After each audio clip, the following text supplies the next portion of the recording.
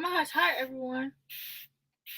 I'm just trying to get my hair like wet so I can film today. I should have done the wet look for my video, but I think in like my wrap up I want to do a it's going to be a wrap up, but I also am going to do like a curly hair routine in my wrap up. I think that would be like really fun.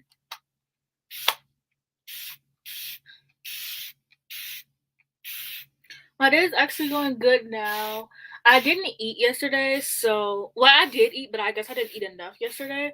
So I woke up like really bitch, I almost passed out when I woke up. I literally got up to go to the bathroom. First of all, I woke up full of sweat. I had the best dream ever. It was a story idea. I actually have to write it down before I forget. I was like, oh my gosh, I literally wake up from my dreams like, oh my gosh, this will make a good book. So it was a story idea. So So then I woke up in like a full blown sweat, and I thought it was because it's hot, but I have a iron deficiency, so usually when like you don't eat and your iron is low, you like sweat. So I think I was sweating because of that. So then when I got up to go to the bathroom, I literally almost passed out.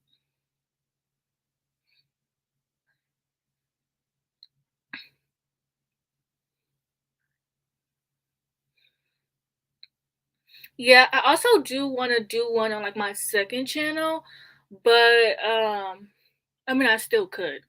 There's really nothing stopping me. Oh my gosh, yes.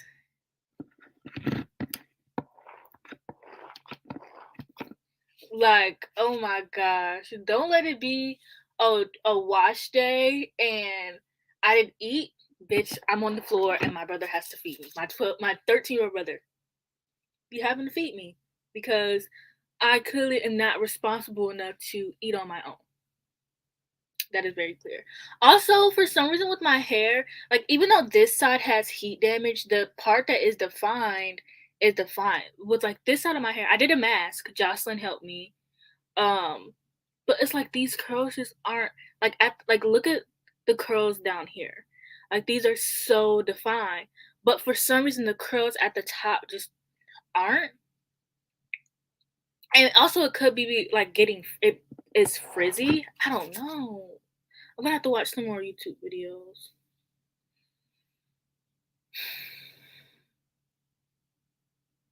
Literally fighting for your life when you literally have to hurry up, get out the shower. Bitch, you can catch me laying on the bathroom floor, laying on the floor in front of the bathroom, like everywhere that I'm not supposed to be. When I crawl to my bed, sad.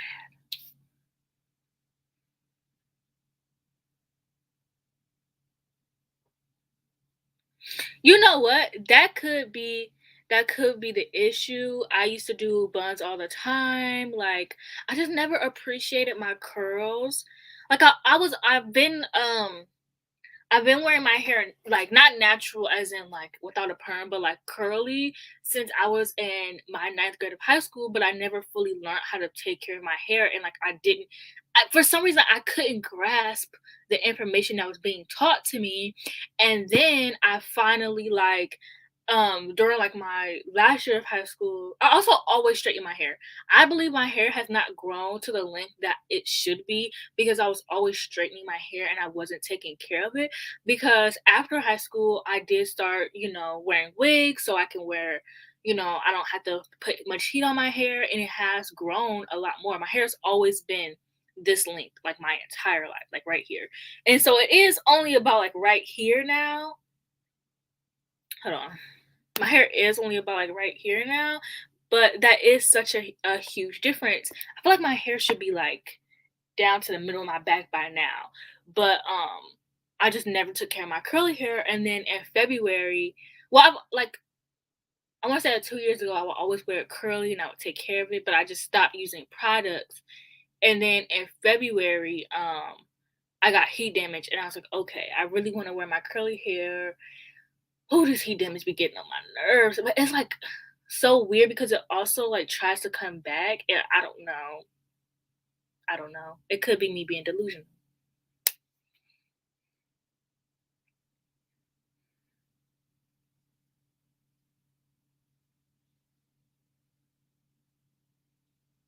It does. It just I'm scared to use it. Like when I get out the shower, like right now, the Denman brush is my bestie, okay? The Denman brush is my bestie. But I don't want to take hair vitamins or anything like that. My hair grows pretty fast. I just need to take care of it. Like the thing is I don't oil my hair because when my hair is straight, you oil your hair to get stiff, or um I just don't oil my hair because I always forget.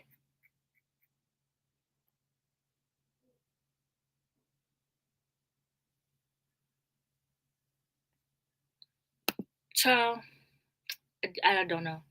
I don't know. I don't know. I wish I could tell you because I'm thinking 3C 4A. Cause but then this I don't know. Cause then the hair in the back, like my curls, I love my curls in the back. Like they're so defined. They're actually curls. They don't look as good as they did yesterday, but I just love my curls in the back of my head. Like, ugh, so obsessed.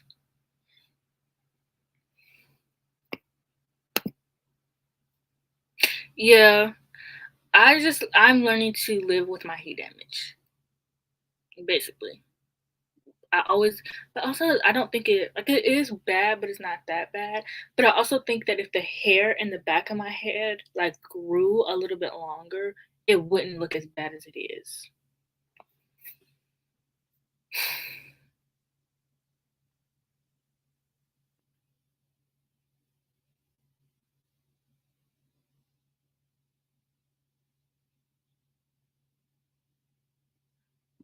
Honestly, Angelique, you put me onto Miel, so I trust your this says for type A hair, and this works good on my hair, but it works good in the back. So maybe I don't know. I gotta do more research. I stopped watching the curly hair girlies because I thought I knew what I was doing, and that was the issue. Don't ever stop watching curly hair videos, okay? Even if you know what you're doing, don't stop because you never know. You never know.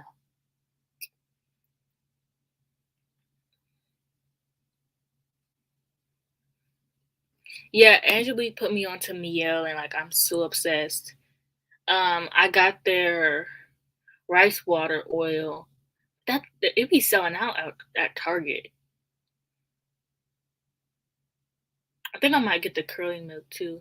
I might want to look into, I think what I want to do is I want to get their other products for the front of my hair, for like this and this, because the back of my it works wonders on the back of my hair. So I think for the front of my hair, I want to use it.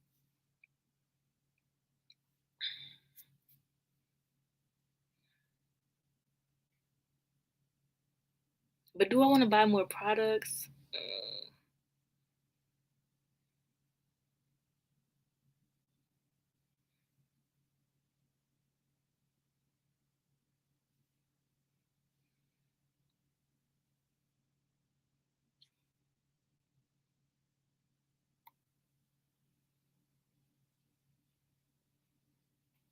Oh my gosh, yes, I've had heat damage since February.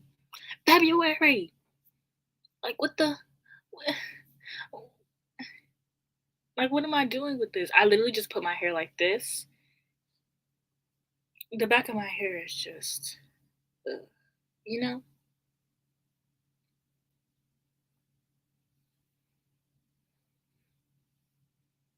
So I usually just do my hair like this and then I can ignore it. But like I said, if the back of my hair was at least the same length, because the way my hair is just, it's sad. Like the back of my hair is the same length as the front of my hair, but also the back of my hair is curlier than the front of my hair. So it looks shorter than the front of my hair. See what I'm saying?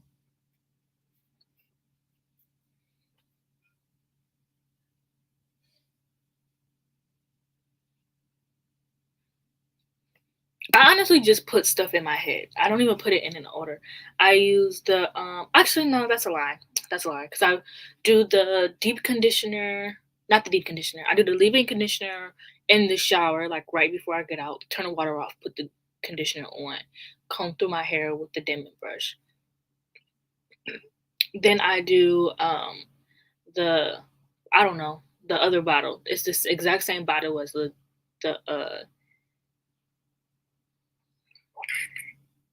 as the deep thing as a leave-in conditioner, the same tube, the same bottle. I use that, and then I use the Eco Styling Gel to define my curls, and then I use the mousse, so that my hair isn't hard. And I also oil my hair. If I'm oiling my hair, I do the oil right after I get out the shower. Which I need to just start oiling my hair at night.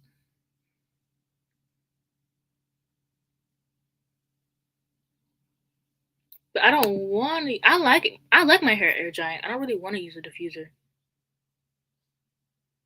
Also, I don't know when you use the curling milk either.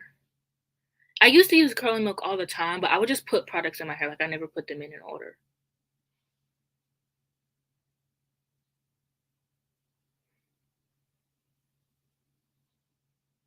Oh, that's so smart. I was thinking, I don't know. I guess heat damage, it doesn't bother me as much as it should, and it doesn't even look bad in like certain pictures. I tried to finger coil it, but that did not go good. Jocelyn was like, "Oh my gosh, it's so helpful, girl." Then I spent like 5 minutes finger coiling just for me to get done, and it looked like nothing. I even used the end of my edge toothbrush. Nothing, nothing, nothing. So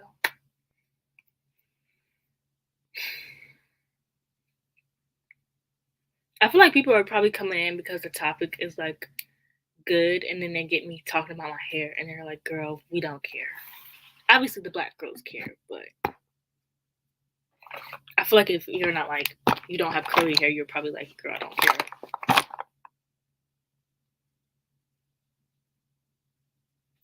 If you don't do that essay,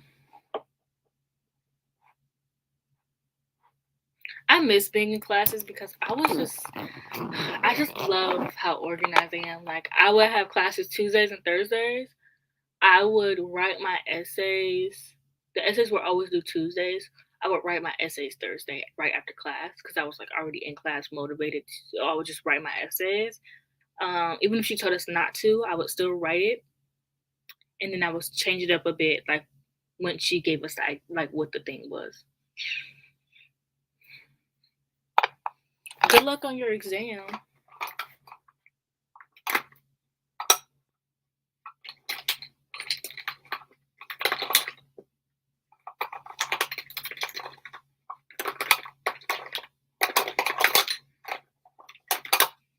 I have to film 2 videos today, and I have to edit one and have it up by tomorrow. But I might have it up by Saturday because last time I did a live stream and upload a video the next day, my video flopped so bad. Oh my gosh, my Stephen King video flopped so bad, and I was not expecting that. Like, it's fine. Sometimes I just look at my heat damage and I'm like, girl.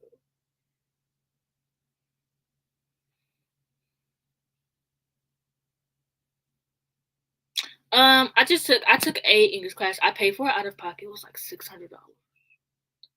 But I paid for it out of pocket, so I just took a English class, and it was so fun. I wrote the best essays.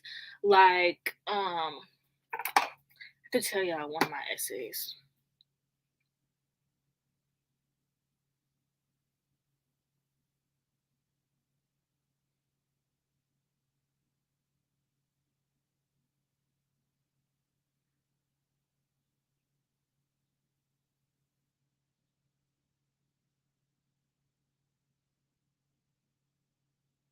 Like one of my essays was on why Carrie White was the victim and not the villain.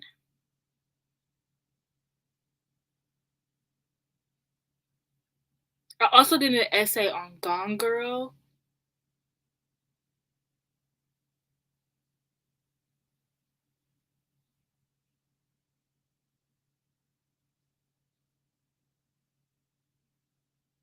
I also did okay, I did the essay on Gone Girl, and I did her behavior, and how in the book her behavior was a pattern, and in the movie it wasn't really a good reflection of that, because in the book it hints at like her doing little stuff like she did um when she was younger.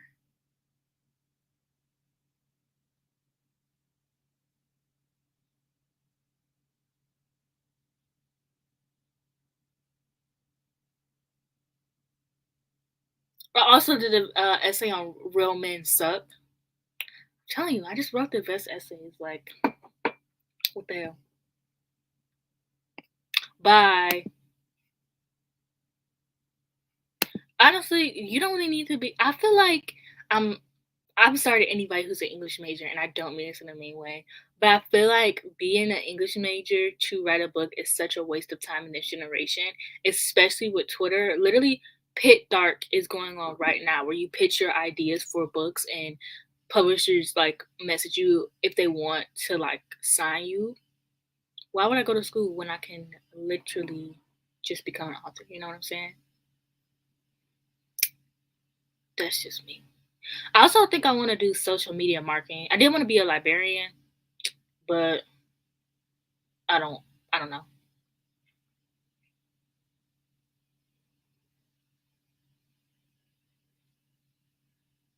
Bro, I remember one time I had a creative writing class and he wanted us to write a scene from like a TV show or like finish a scene or something. I literally just wrote awkward fan fiction and put it into script wise.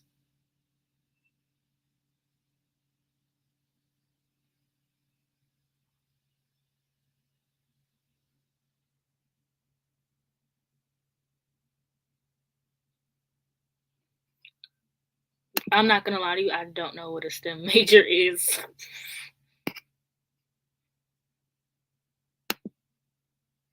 Of course, of course. I just feel like I don't know, but college has such fun courses. Like one of the colleges has a Harry Potter like course. Um I'm really into like movies and cinematography. So like my college had like that. It had like a Shakespeare class. It had some really interesting classes.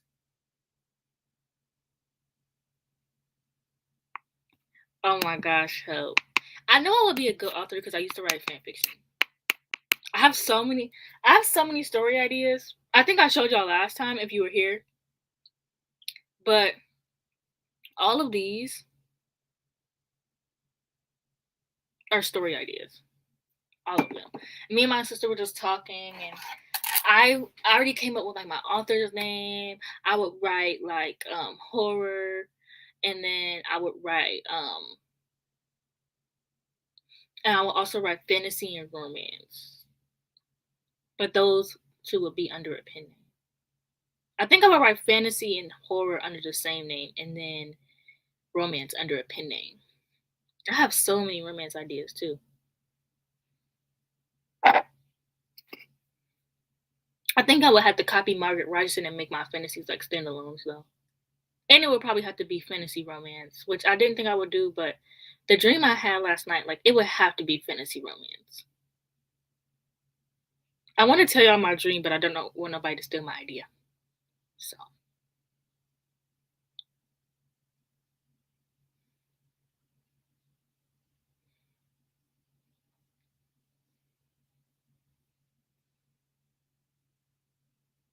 I forgot to moisturize. Of course, of course. BRB.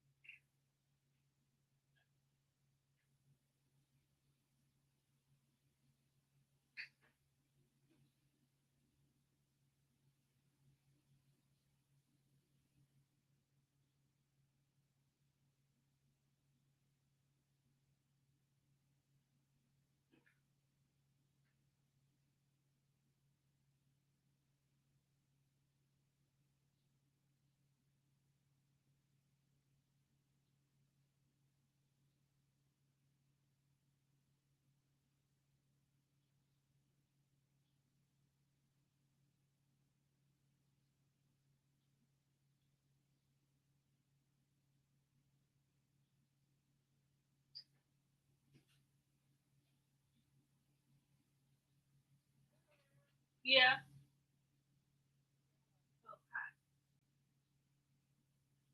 Early today.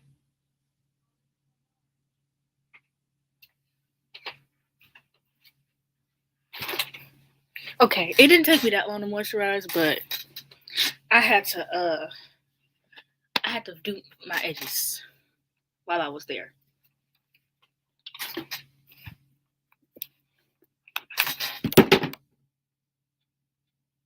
Oh, that was my phone.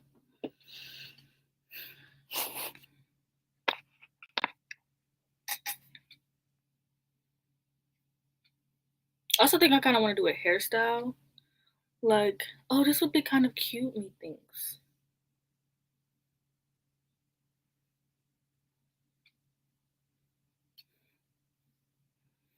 Okay, I'm gonna stop touching my hair. Does going to college always cost money? Yeah. Which is why I need to go because I work at Target and we have like they basically are gonna pay for our tuition, but they only pay with select colleges. So I figured I would just do online and take advantage of that free.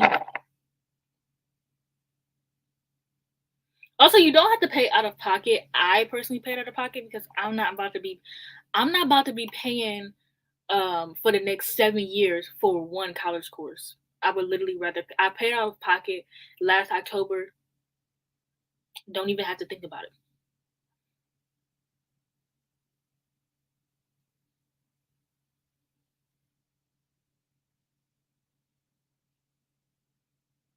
Yeah, it depends on FAFSA.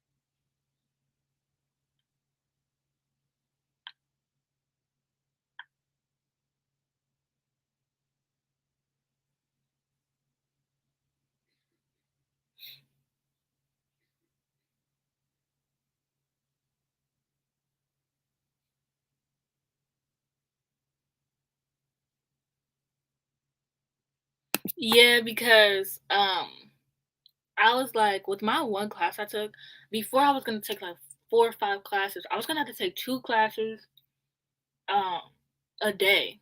And I was like, girl, how am I gonna have time to read? So I took one class.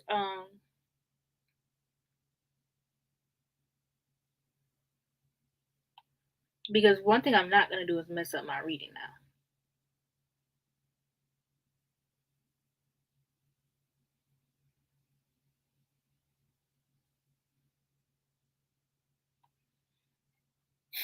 I don't know. I think I just romanticized like my one college course because it was so fun and um I would just get online every day. I would just sit there. One time I just turned my laptop on and I went to sleep. Uh,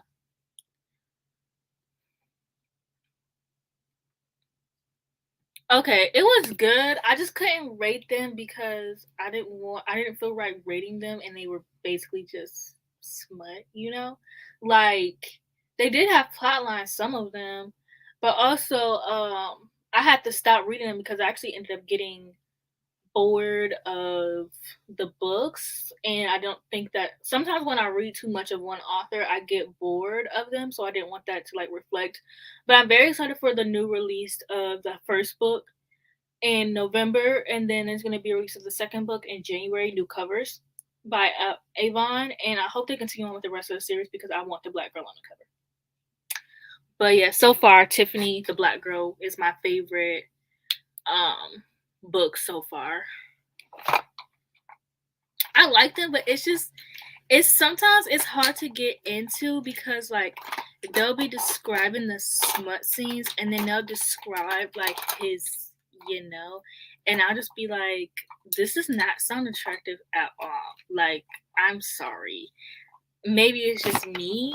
Like they would be like, oh my gosh, he's just first of all, he's a 7 foot tall man. They're all 7 feet. So you can imagine how big they are. That's not my thing, you know? That's not my thing. No, I'm actually saving The Shining. I just read The Outsider, like I just finished it like 30 minutes ago. Like literally I finished it right before I started this live stream. I did want to do reading sprints today, but I'm gonna film after I'm done. So I'm gonna read Red Rising and the next Stephen King book I wanna read Insomnia, The Dead Zone, and The Tommyknockers, which are not his popular books. I wanted to read one of his new releases just to remind myself that I do like him. It's just his stories be so long. And then I'm gonna read like Needful Things, 11/22/63, and The Shining within like the next few months. Now I'll have vlogs for 11/22/63 and The Shining. And I'll do it at some point. Um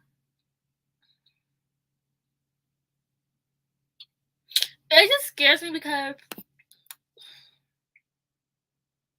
sorry, do you ever like scrape something and it gives you like an uncomfortable feeling?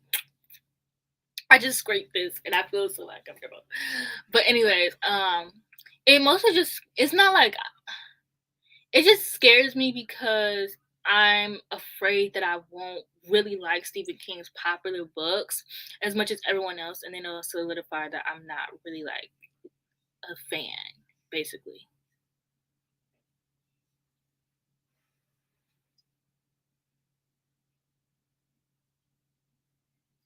Oh my gosh, Ola. You did Ola, please. You're funny. What's your Instagram? You're funny, girl.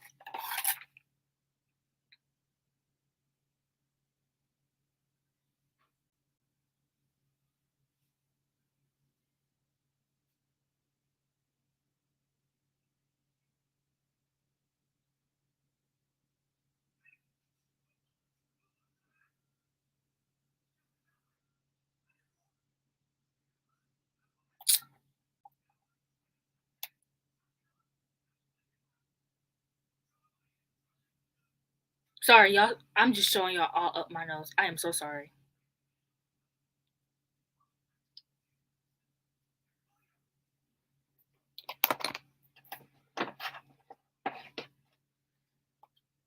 Yeah, I do own all the books, so plus Jocelyn like loves them, so once I read them, I can't stop. And y'all know how I am with my series. My goal, I'm filming a fall TBR and I'm also filming a uh adult fantasy for beginners video, which the adult fantasy for beginners video should be up Saturday or tomorrow. But I am gonna be filming a fall TBR because I need to get through back like I gotta read the Blade Self series. Like I'm in between so many series and I keep starting these books. So I feel like if I get through all the books I need to get through within fall, I can spend the start of 2022 reading books that like series I've been needing to catch up on. Yeah, I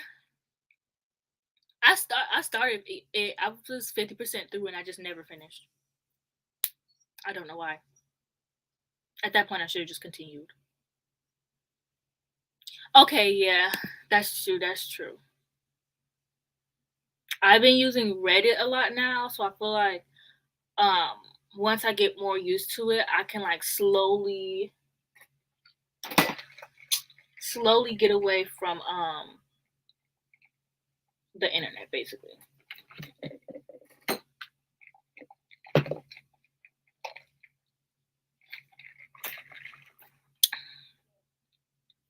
Yes. I do plan to do redoing. I actually plan to redo Monday. Don't hold me to that though. But I do plan to redo Monday. Girl, I was on Reddit. I'm gonna talk about Reddit a lot because I'm obsessed with it right now. I was on Reddit and somebody on Reddit posted this TikTok of people saying like how hard Doom was to read and all this stuff, and they were eating the girls up. So if I don't like it, y'all are not gonna know. Y'all are not gonna know. I'm rating it 4 stars either way because the dude bros are not gonna eat me up. Plus, if I rated 4 stars, I can probably get my ex boyfriend back. I'm just but he loves Doom. So, a little planning plan. I'm just kidding.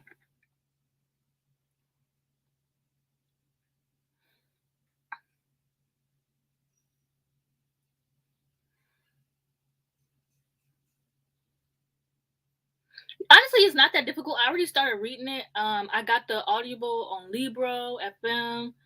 Uh, yeah, Timothy. That's the thing is the reason why. Okay, because I want to spill the tea, which I always do. I never hold out on y'all. But the reason why I'm doing my adult fantasy for beginners is because everyone keeps reading Doom. Like people are jumping from romance books to Doom. That is not something like obviously you can do whatever you want. I'm not judging you, but it's not a good idea. I personally think it's a good idea to at least read one or two fantasy books. You don't even have to read a whole series. Like read the Poppy War and then read Ninth House. But I think you should get a feel of the genre before you jump from like a romance book to Doom. Because then you're gonna be confused.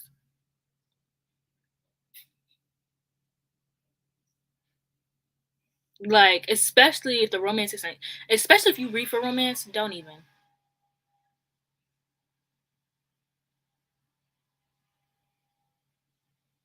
Yeah, they do have listen, my ex-boyfriend, he was obsessed with Doom. He was in love with it. Like I once said, I was like, oh, like I tweeted, I was talking about X-Men, the New Mutants. I was like, yeah, movies that get pushed back don't do too good. He got so mad at me because Dune kept getting pushed back. And now look, Dune has like 98 on Rotten Tomatoes. Dune beat the pushback movie Conspiracy Theory because like the Chaos Walking and X-Men New Mutants, those movies were poo poo. And he got so hurt. He got so mad at me all because I wasn't even talking about Dune. He was like, Dune has gotten pushed back. Don't say that. Sir, get a grip. But yeah, I think it's important to like if you don't like it, you don't like it. That's fine. But if you're going from I think you can even personally, I think you could read like a YA fantasy and then read Dune. But if you mostly read romance and you go into like an adult fantasy, first of all, you're not going to be satisfied with the romance ever. So you really got to get over that. So I feel like the adult fantasy for beginners would be really helpful for some people. And I also want to do a sci-fi fantasy for beginners. I just have to read 4 books, 3 or 4 books, and then I'll be good. I actually have I have more books on my sci-fi recommendations than I do my fantasy recommendations, which is so interesting to me.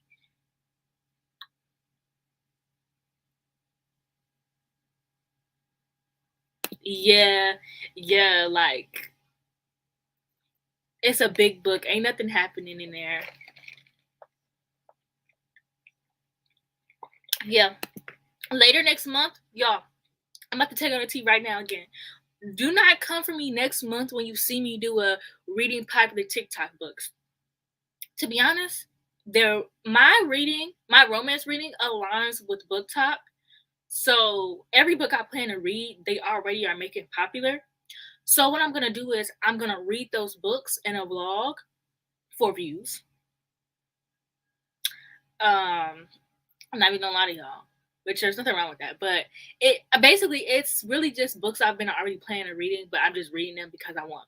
Not that I want views, but I want to see like how like when people make these TikTok videos, they get a lot of views. So I want to see like do people from TikTok come to watch these videos solely or I don't really I just this is like an experiment. It's not for the views. It's just I'm curious because whenever you see like reacting to book talks or book talk recommendations or whatever. I also want to do a video of like popular book talk books and if they're like good or not. They are because I read most of them and I like them.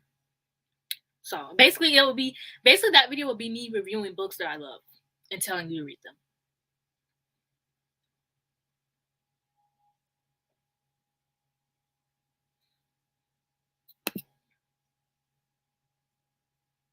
Yeah, also I feel like sometimes with fantasy, like for me it's really hard going into a fantasy book because I never know if a fantasy book is gonna be character driven or plot driven or both. I prefer both, but I prefer plot over character. So with like people who read romance, romance typically does have plot and you do have the characters, but you focus on their romance more. Like when I read romance, I'm not thinking about the character development. So I also feel like that may, oh my gosh, Colleen Hoover is,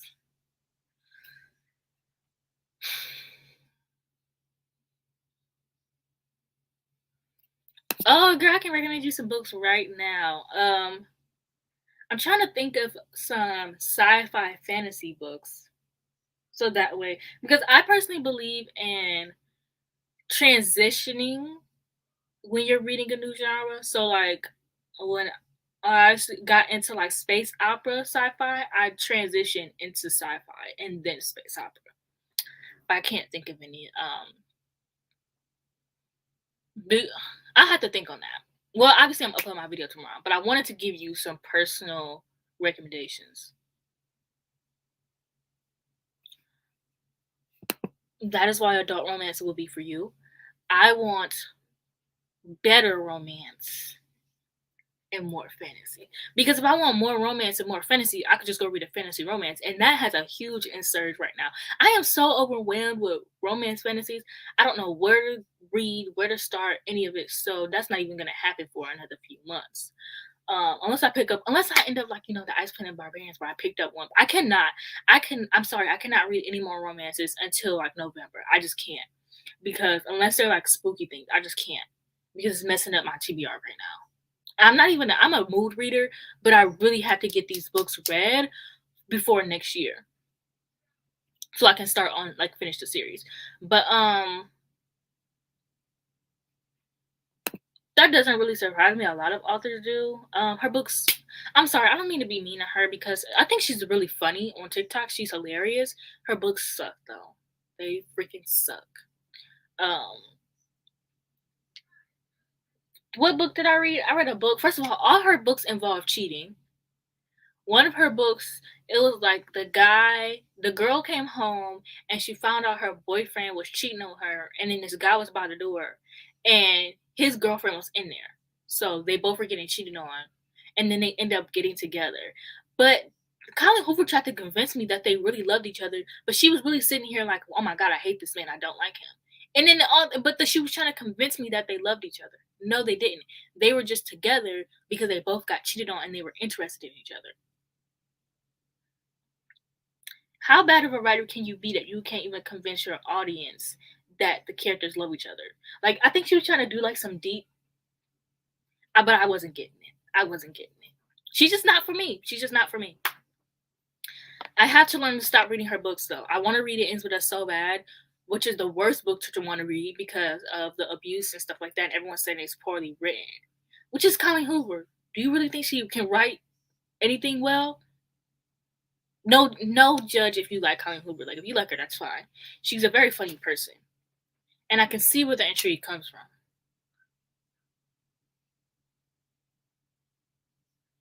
But all of her books have cheating. Like that one book with the deaf guy who was a musician. Also, the main character never learned sign language to talk to him, so it's like they were just communicating through text. And I mean, he could have like not known sign language or anything like that. But I feel like that's lazy writing on the author's part. Like I feel like it would have been, I think it personally would have been really important to write a deaf character and then have this girl learn sign language for him. But also, I think it's important to learn sign language, anyways, coming from somebody who still has not taken, like, I've tried to learn sign language, but it's hard. So I do understand. Um, but I feel like that just would have been so important. And also in that book, the main girl, she got cheated on by her boyfriend with her roommate. And so she ends up getting involved with this musician who has a girlfriend and they kiss.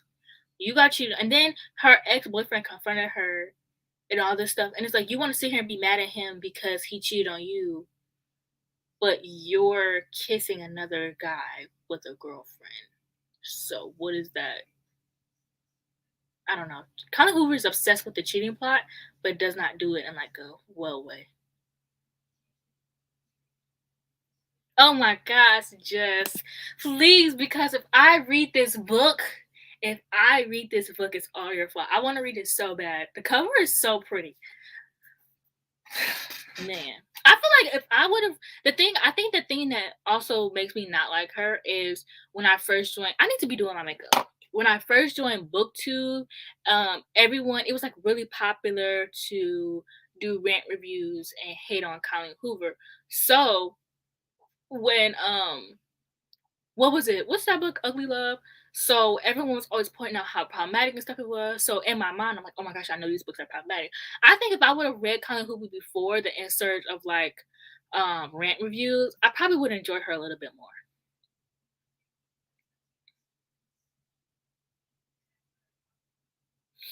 Yeah, but not a lot of people hate Colleen Hoover unless you're already you're already doing like rant reviews or something like that. Which we need to bring rant reviews back because that was an era. I kind of wanted to do a rant review for Someone Inside of Your House, and I also wanted to watch the movie, but I still can't figure out how people do that. I might have to do a Kenny JD moment where I um insert clips and talk about and describe what happens in the movie myself.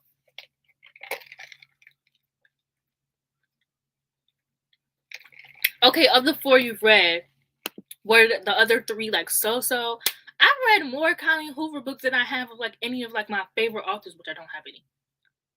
Because I need to read 3 books in order to become like an author to become a favorite and like rate it 5 stars, and it can't be in the same series. Like I don't understand. This is kind of off topic. I'm gonna get back on the topic. I don't understand how people can like read like okay, like George R. R. Martin. He has 4 books out, and he has like another series, but everyone's like, oh my gosh, George R. R. Martin is my favorite author. How he's only written in that one world, or like Lord of the Rings. People are like, oh my gosh, I love Lord of the Rings. He's my favorite author. He's only written in one world. How can a person who's written in one world be a favorite author? Like, I get it's very good, but it's like, okay, Brandon Sanderson, that man has a whole multiverse. I definitely can understand how he has more books out, but I understand when somebody would say, okay, anyways, but back to my main point. Um, I've read more books of Colleen Hoover than I have of like basically any other author that I actually enjoy, and I don't know why. I keep reading her book. Yeah, I read Verity. I actually have a rant review up of it. It's like, oh, she has such good ideas. I would have ate them up. Like, she has this one plot, this one book where it's this girl, she's going off to college, and like she is meeting this bad boy, and they keep running into each other, and they become friends. That sounds like every Wattpad book I've read ever.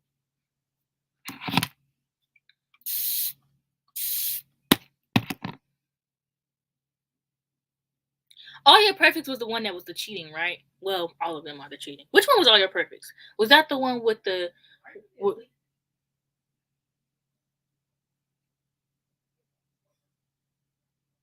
yeah, I need to get back into my rant reviews. There's so many videos I need to do. Like this month I will be filming I will finally be filming the because I just thought about something. I'll finally be filming the rise and fall of paranormal romances. But the other day I seen this white girl and she did the rise and fall of dystopian movies. Not saying my video is interesting or is new because I actually got the idea from somebody else. I'm just mad that she got more views than me, basically. And she was a white girl, so that makes me even more mad. But anyways, I'll be doing my rise and fall of paranormal. The thing is I've had this video planned out for months. I just couldn't find the best time to do it. And I don't think I have a lot of good spooky videos planned for this month. So I'm gonna do that, and then I'm gonna start doing. I just was like taking a look through my channel, and I was like, like earlier this year, I was just like, oh, I don't understand why my views are dropping. Like I have such good video ideas, but then I realized I wasn't really doing anything good. Like it wasn't terrible, but I wasn't really doing anything. Like I was uploading a haul, a wrap up, and maybe a TBR, and like 1 or 2 extra videos. Like I wasn't doing anything like different, so I am going to be doing like rant reviews. Like I have so many good videos planned for the end of the year, to be honest. Like I'm actually excited. And also, if you follow me on Twitter, a few months ago I tweeted like somebody should do a end of the year freak out tag, basically to be compatible with the in mid-year freak out tag, and everybody was like, "Oh, you do it." So I am doing that. It's gonna be uploaded in December, or do you think I should upload it at the end of November so it gives people time to film it? I think I'll do it. I think I'll do it at the end of November. I have so many videos planned. So many. You just got home. How are your pants already off? Because I was wearing sweatpants, so I just like jumped twice and fell.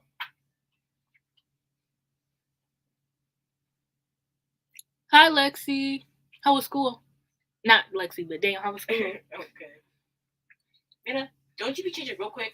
Like I ain't blinking, you already in your whole night routine outfit. Yeah, that's true. I don't be trying to be in no clothes any longer than I have to.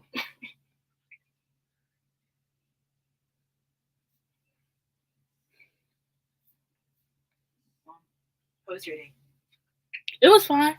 I almost passed out when I woke up because I didn't eat anything last night. But other than that, it was fine. You better die. Yeah. But okay, yeah, I'll do end of November for the end of the year freak out tag. I also need to I don't want to exactly copy the mid-year freak out tag questions, and yeah, I think I should hurry up and do it because everyone's doing their end of the year tag, which is literally just like, oh, what books do you want to read before the year is over? Like, it's not really like a reflection on what you've read. It's more so like, what books have you read this year? What books do you want to read? What books do you want to read next year? Like, there's nothing wrong with that. I do like the tag, but it's just not what I want.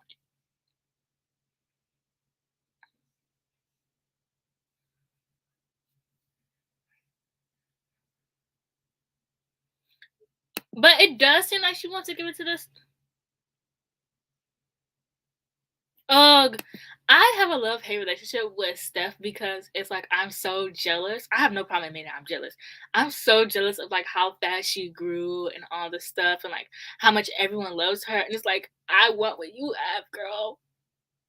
And on top of that, she literally looks like the main character in a romance book. How is your life this perfect? I mean, I don't know her life, but how is her life this perfect? But I love her videos, and she's really good at like recommending books. She's really good at describing books. What I look for in someone who like booktubers I subscribe to is somebody who like can review books well, and by well I mean just describe what the book is, what you did and didn't like, or if you didn't like the book, like, you know, what you didn't like. If you did like the book, what you did like. You don't have to have both, but I just look for somebody who can describe what the book is and explain things, and because a lot of booktubers don't do that, which is fine. I have no problem with that.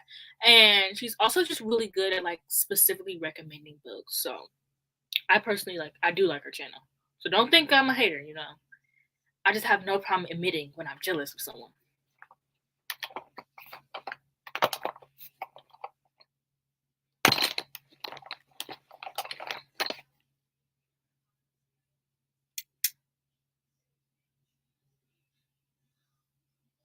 But also, has anyone noticed like the large and surge of like booktubers, but not like, okay, so there's always like a new like a new set of booktubers, you know? But hi Kat, there's always like a new set of booktubers, but I feel like you can always see them on like Twitter and Instagram. Whereas I've noticed these girls, they're usually white, and I'm pretty sure they come from Book Talk. Basically, is what I'm saying here.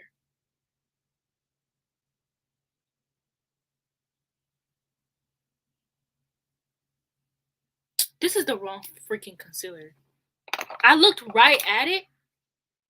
I looked right at it, man.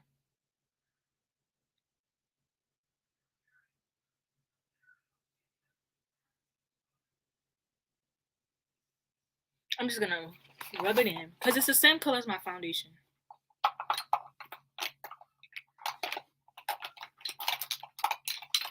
I've never been more mad in my life that I looked right at it and was like, yeah, this is the right one. And I literally was like, it looks a little bit darker though.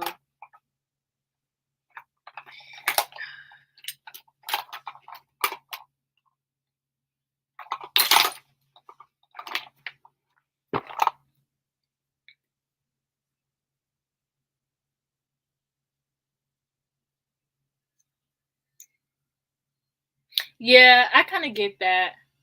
I guess most of the time I don't really notice that she's spoiling. I mean, cause like I mean, I guess I noticed, but I never paid too much attention to it because half of the books that she's read, I've read years ago.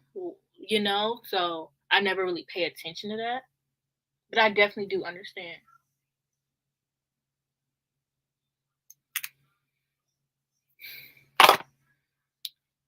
Yeah, they all recommend books that. That's why I feel like everyone should subscribe to me because they all recommend books I've read years ago. That was a joke, but that's why I think they should subscribe to booktubers because they was talking about the Ice Planet Barbarians, and I had read that book like a whole year after. Like,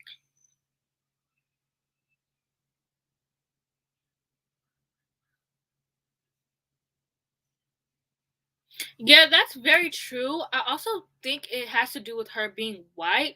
Like for me personally, I don't really look at people's looks. Like, I mean, there are some people I'm like, oh my gosh, she's so pretty. I have to subscribe if they're like a person of color, mainly black. But I personally don't let looks subject who I subscribe to because that's just me. By the way, that's just me because I've been on BookTube for so long, and I know how it feels to be overlooked because of like something you can't control. So like I know how it feels to be overlooked because people didn't want to watch my videos because I filmed on an iPhone. I know you're probably like, iPhone, it has good quality. Well, apparently the other people I that it was a bad quality. Or like I know how it seems to be overlooked because of your sound or because of this or because of that. So I definitely do understand. So I never really pay attention like who looks like what. But not a lot of people, especially white people, are really gonna take that into consideration. So yeah. The thing is, I never touched on the topic that I said this video was about.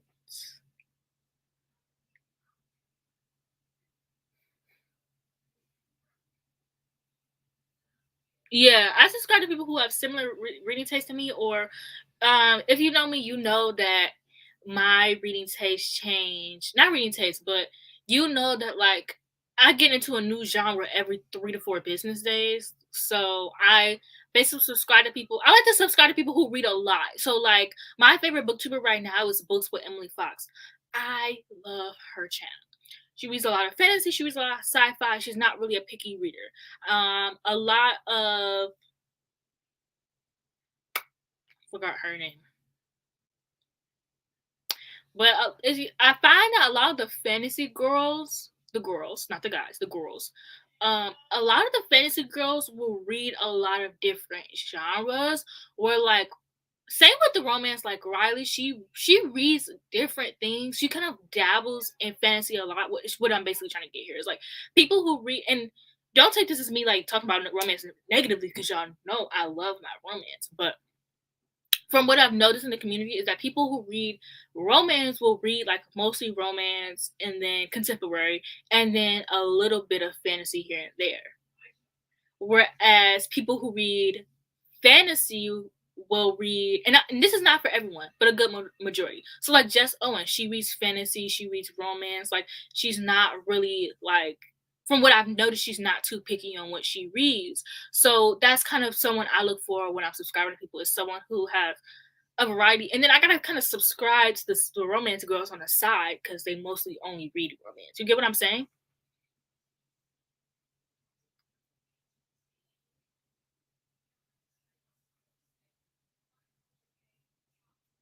I am not scared, but I do want to read more horror thrillers. I think you'll have better luck with those because they're not really. But don't trust me because I don't get scared. I've been watching horror movies all my life, so don't trust me. But if you get scared, don't read The Outsiders because I was by Stephen King because I was reading that last night. Girl, had me. I had to turn my light on, and I this is the audio, but I had to turn my light on. But yeah, Gabby reads like Elias. I also subscribe to specific people for specific genres. So like the thriller girls, Gabby, Lala, Elias, like sometimes Chandler. Chandler sometimes she reads majority romance and she'll sometimes dabble in like fantasy or thrillers or something like that. But she hasn't really recently, is what I've noticed. But Thank you. That's one thing that like I want people to come to my channel for is because I read so many genres. Like I literally my goal is to just be able to recommend a bunch of different books for people for different people. That's really my only goal.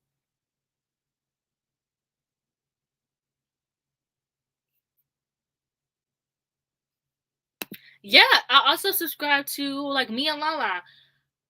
I don't really read this. We like the same genre, like, and obviously we both like thrillers, but I'm a bit more pickier on my thrillers.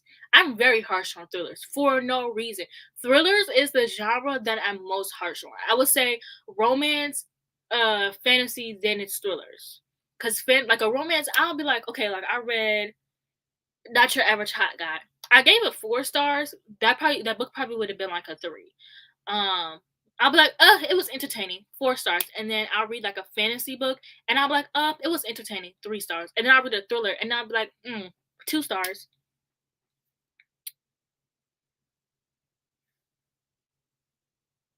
Okay, Shades of Orange. I'll check her out. I'll check her out.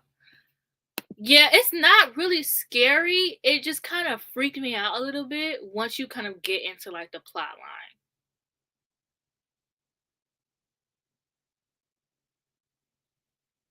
Well, I don't know if that's particularly like a trust thing because it like for me, I tend to like I don't want to say I tend to like hype books, but like I tend to like hype books, you know? Like sometimes people but I get what you're saying because okay, just from Peace Love Books, I really love what she reads, but she rates a lot of her books pretty high. Yeah. So What do you want from the journal? I already have food. She rates her book pretty high. So um when I'm going to read a book, I have to kind of go and look at her reviews and I'll be like, okay, so do I think I'll really like this book? But I tend to like a lot of the same things she likes. But some of the romance is like I don't really end up liking it, which is fine. It's just I'm also more critical, not really. I think I'm just more I do think I'm more critical. So that's also what I bring so people can get like I don't want to say I don't want to say honest because it's not like people who aren't honest aren't lying to you, but basically it's like okay, when I recommend a book, you know it's good. I mean, there are some books that I read that are questionable. I'm not gonna front, but basically, I just like to be a little more critical so that when people come to me for reviews, they know they're like, okay, does she rate everything 4 or 5 stars? Like when I rate a book 5 stars, you know that's a good book. Well, like I said, not all the time. But oh my gosh, hi Kenya.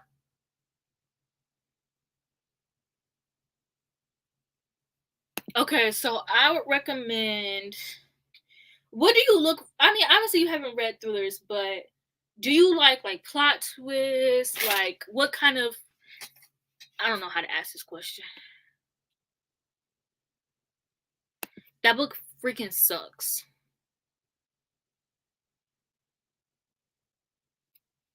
Oh my gosh, that is so. Where did the comment go? That is so nice.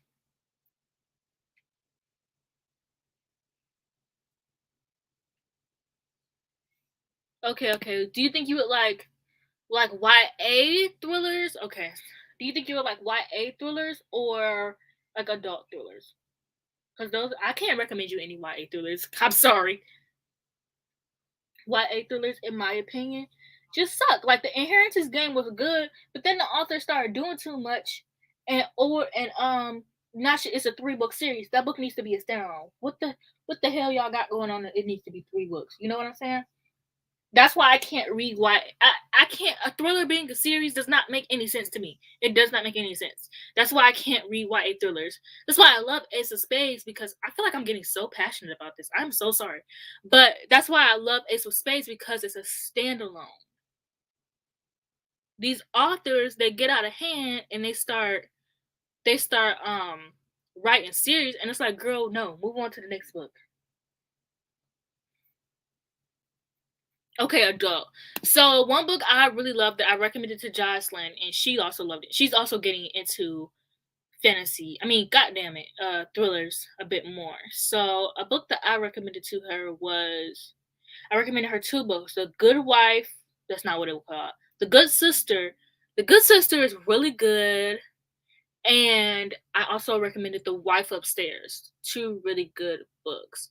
I really liked Such a Quiet Place, although for me, the ending was it was pretty unsatisfying, but the twists and turns in the books was really, really good to where it didn't really matter.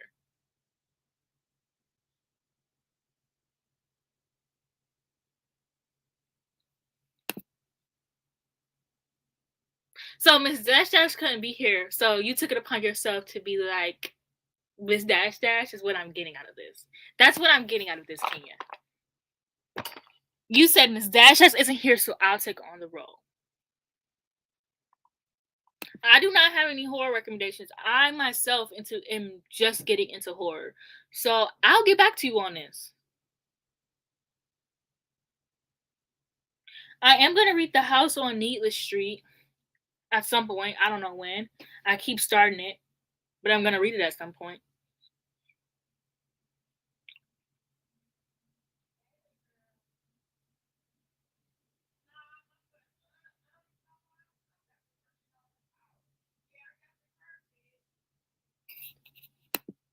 I was like, what horror recommendation? I was like, what? But I know what video you're talking about, the Jordan Line video. Um,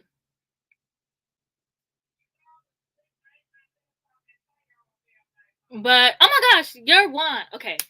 I was like the name. Okay, yeah. But I was like, I'm trying to get more into horror. I think I read enough horror. The thing is okay, I read enough of pretty much a lot of genres, but I feel imposter syndrome. So I always feel like my mom is yelling. God, woman. I always feel like I need to read more. Like when I recommend books, I'm not recommending you 5 books. I'm not recommending you 3 books. I am recommending you books. I think for my adult fantasy recommendation,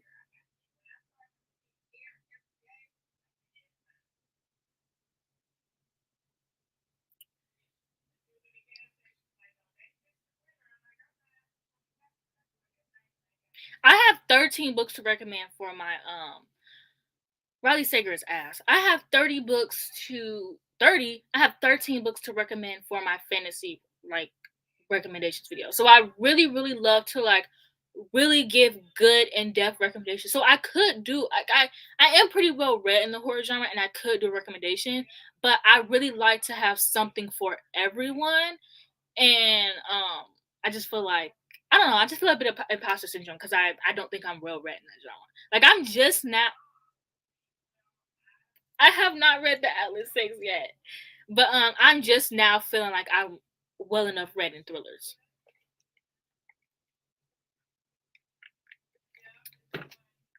The funniest part is we have yet to actually talk about the topic the um that I've been planning to talk about.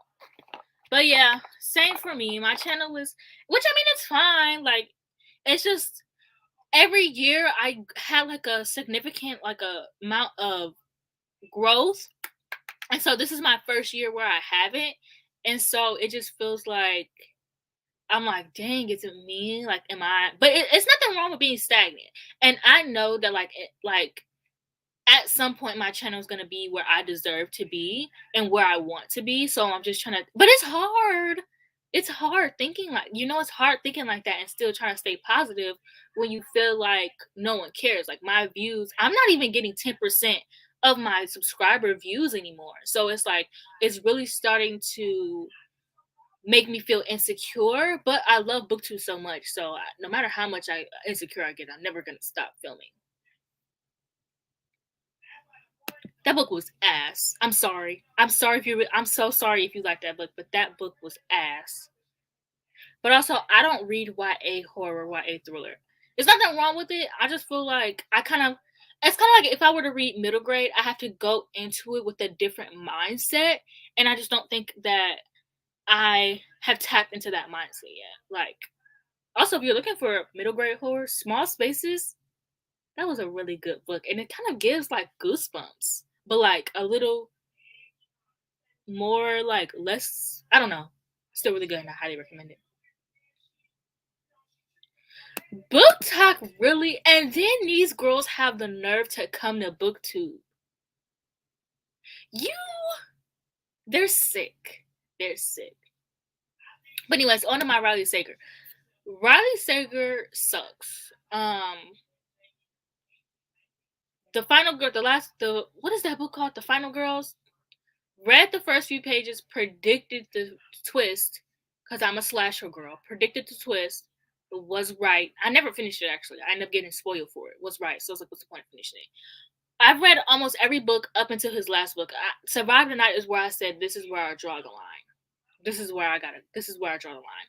So, Lock Every Door, that was not his book. What the fuck was the name of his book? No, it was Lock Every Door. Lock Every Door, plot twist was ass.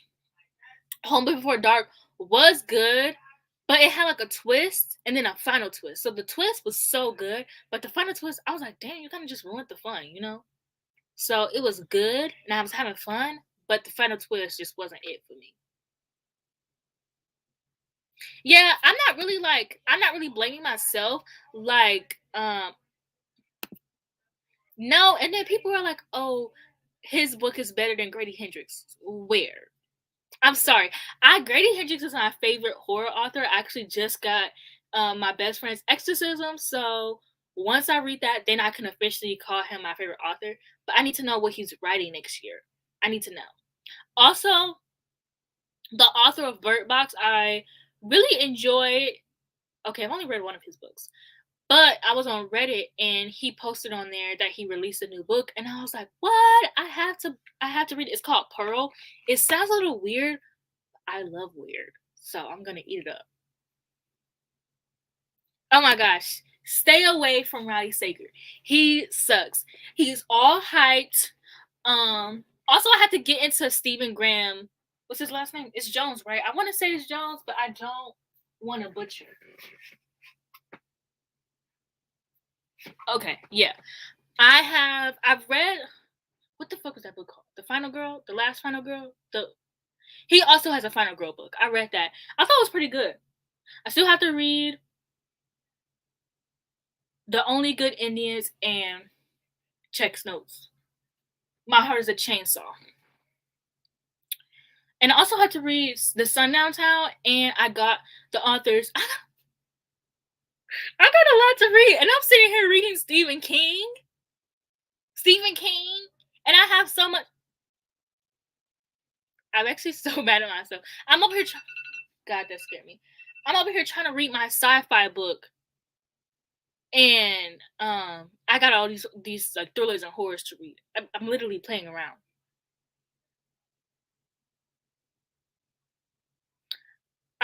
I think Grady Hendrix is a genius, and I actually can't wait to see what his next book is. Yeah, and then he wants to throw a little baby temper tantrum and post what was that meme from Scream, which is like, it was such an iconic meme too. Like, you really thought you was it, huh?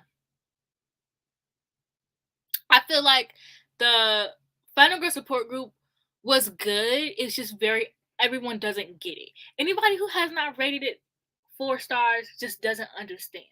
You know what I'm saying? Oh yeah, I definitely understand. He also uses a lot of like unnecessary everything. Like, what I was reading one of his books and he said something about Native American people and I was like, why did you have to put that here? So I definitely understand.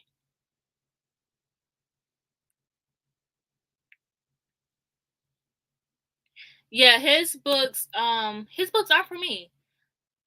And that's fine. It's really hard trying to escape. Also, I don't think that what's that man's name? Peter Swanson? I don't think that he's for me either. Not that I've read his books. I do own one of them, but I just don't think he's for me. Like, everyone keeps talking about it. And then I watched a spoiler video of like some of his videos and I'm like,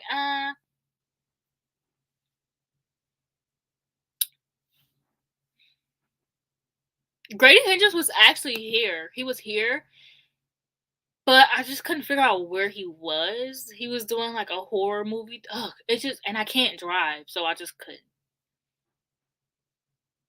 But I need to. I've been trying to ask this man. I'm saying this like we're besties. I've been trying to ask this man what his next book is.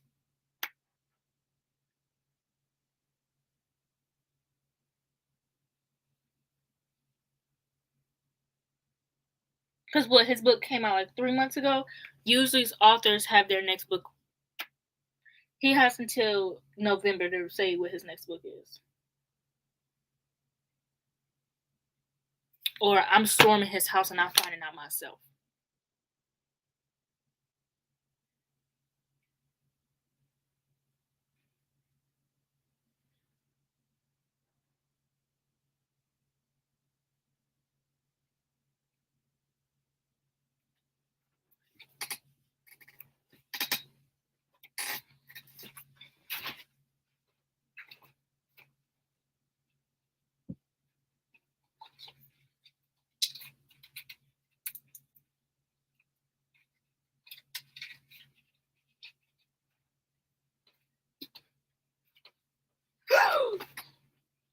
Oh my god.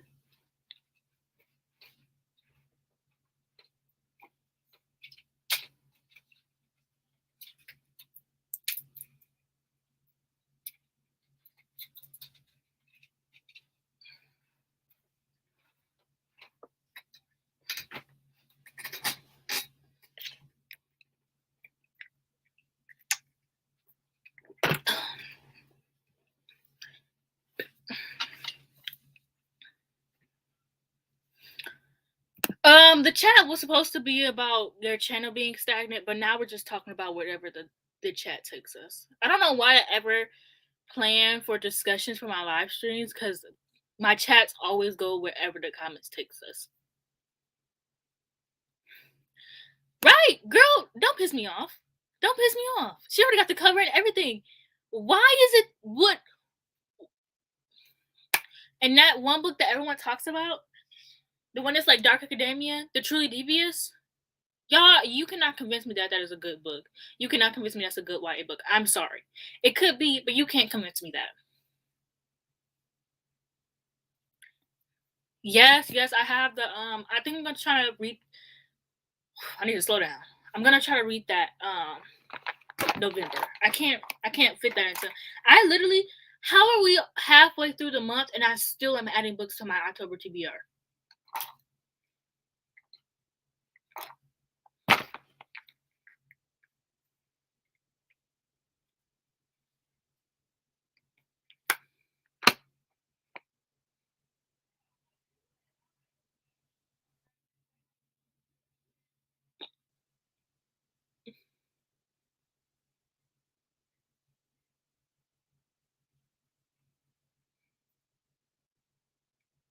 Baby, in that one book, I do own a book. I do own the first book. What was it? What is it called? It looks like it has one of those things that like with the red string. A Good Girl's Guide. The Good Girls. Something like that. Y'all know what I'm talking about. God damn it. Everyone's always talking about that Good Girl book. Like, I do own it. It was given to me by a friend. But it was gifted to me when I was starting to get out of YA. So I am gonna read it. Am I gonna like it? Hopefully. But sorry to that friend if I don't.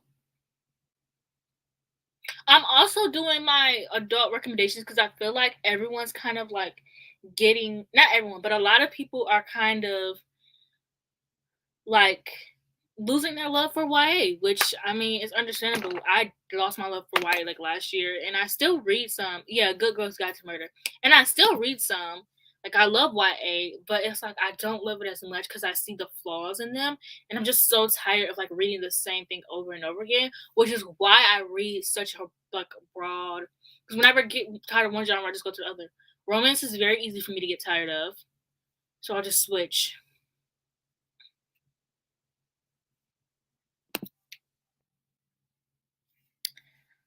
There's nothing wrong with middle grade, but that book sucked. That book had the V. Schwab has a weird obsession with Harry Potter, and she somehow puts it in like all of her books to the point where it's just annoying. Like I feel like even if, because I wasn't a Harry Potter fan when I read that book, so I feel like even as a Harry Potter, I still get annoyed. Like what I was reading, Not Your Ever Child Guy. It has so many Harry Potter references. I was like, okay, shut up. We get it. You read Harry Potter. Shut the hell up. You know what I'm saying?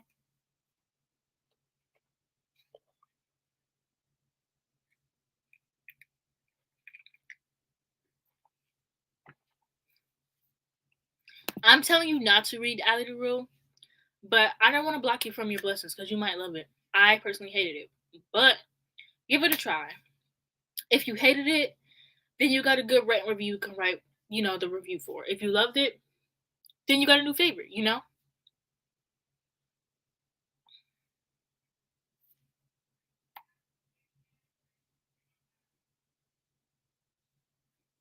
I mean, like, yeah, but I'm just saying, like, YA used to be so fun for me as an adult. Like, I never thought that I would grow out of YA. And I finally started reading fantasy, and I was like, damn, this shit kind of ass. Like, fantasy gives me what I want. I want blood. I want murder. I want smut. Now, do I get it from men? No. That's really why you read, like, the Jade War or something like that. But you get what I'm saying. Like, I want, like, some really terrifying stuff going on, and they just can't do that in YA. They just can't, which is why I also think we need a new adult um genre, because then I can get the smut that I want and deserve in the relationships and the romance that I want and deserve on top of the fantasy. And I know you're probably thinking, oh, fantasy romance is a genre. They aren't doing what I want them to do. Maybe I have to do it myself. Because then when you read fantasy romance, they focus too much on the romance. And it's like, girl, get into the fantasy. You know what I'm saying?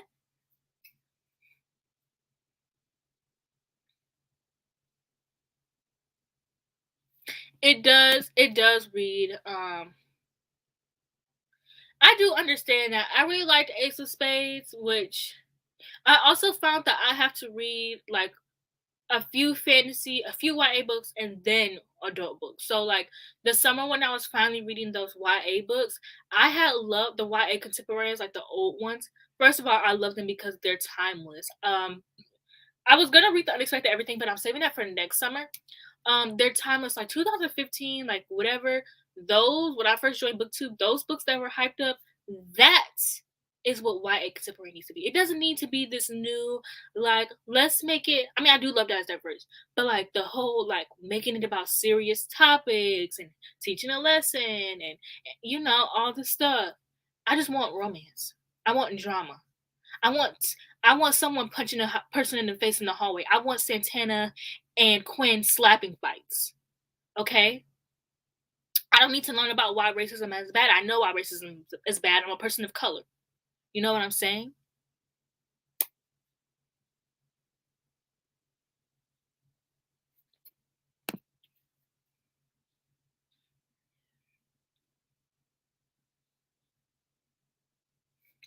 It's about, first of all, because you done got something started. Now, I hate Alley the Rule because it was Miss. What the fuck is the word I'm looking for? The word I'm looking for is like when they are like telling you what the book is about, but that's not what the book is about. Basically, is what I'm looking for. Um, what the hell is the word I'm looking for? I just had it. Miss whatever. It was basically marketed as something like it was basically marketed as like, oh, it's about the 30-year, 300-year like love between a girl and a devil, like and he like follows her and all this stuff. And I'm thinking like, ooh, it's like a you know. And then I read it and I'm like, that's not even what happens in the book. She ends up falling in love with another guy, and even in the I was gonna make a spoiler, but even in the end, it still wasn't what I wanted. Yes, mismarketed. That's what I was looking for. Thank you. Ugh, I sat here struggling for so long. It was mismarketed. And I sat here thinking like, oh my gosh, I'm about to get me a devil and like a girl, and she's a white girl, yeah. And then V.E. Schwab had to go and do that thing she does where she makes her main character very quirky and very not like other girls because she has 7 moles, and if you connect them, they look like a constellation. She's just not like other girls, and blah blah blah. Now, with that being said, I am excited for V.E. Schwab's newest book, Gallant, because I like the cover and it's horror. And as I said, I'm getting into horror a little bit more, so I am hyped for that. I'm not gonna lie to you guys. I did request the arc on NetGalley. I am very psyched for it. I will be reading that. Now, if the book sucks, I don't know what I'm gonna do because I said in my authors I don't want to read from video that I was gonna leave that white girl alone, but I can't. I can't. I need to figure out if our main character's a guy or a girl. I don't know because I have a darker shade of magic and it just doesn't hit like everybody says it does. Even though it's an adult fantasy, it still reads YA. But it's a good book to read if you want to get into adult fantasy.